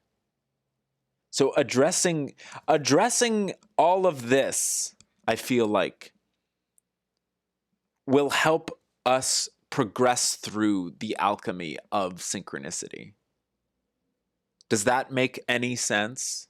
That's how I'm seeing this right now.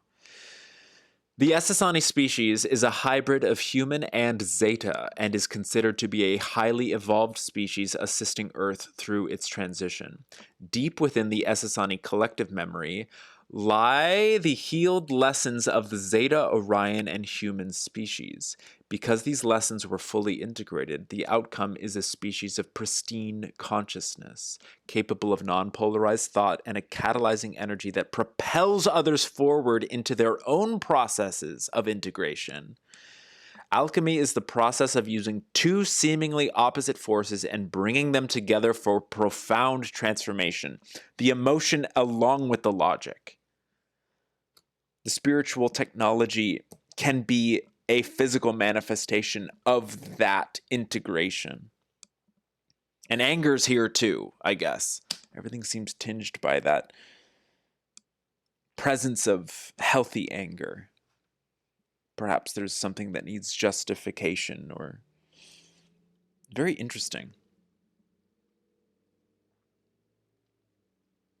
Yes, opposite forces bringing them together for profound transformation, which feels magical in nature. The alchemy. Oh my god. Oh my god.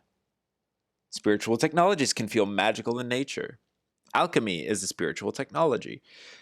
This card also connects to the past lessons from Orion that were successfully integrated, all those themes of conflict and polarity. If you pulled this card, its meaning can vary. A likely interpretation is that there has been or will be or needs to be a shift in your life circumstances that comes in an unexpected way.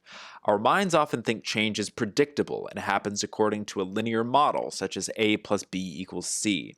But everything we experience is the result of an alchemical process, an energetic mix of our thoughts, belief patterns, emotions, resistances, and so on. All of these variables create a powerful energetic soup that propels our trajectory. The Essassani are experts in harnessing these alchemical processes and shifting the trajectory toward awakening. This is grade A hooey.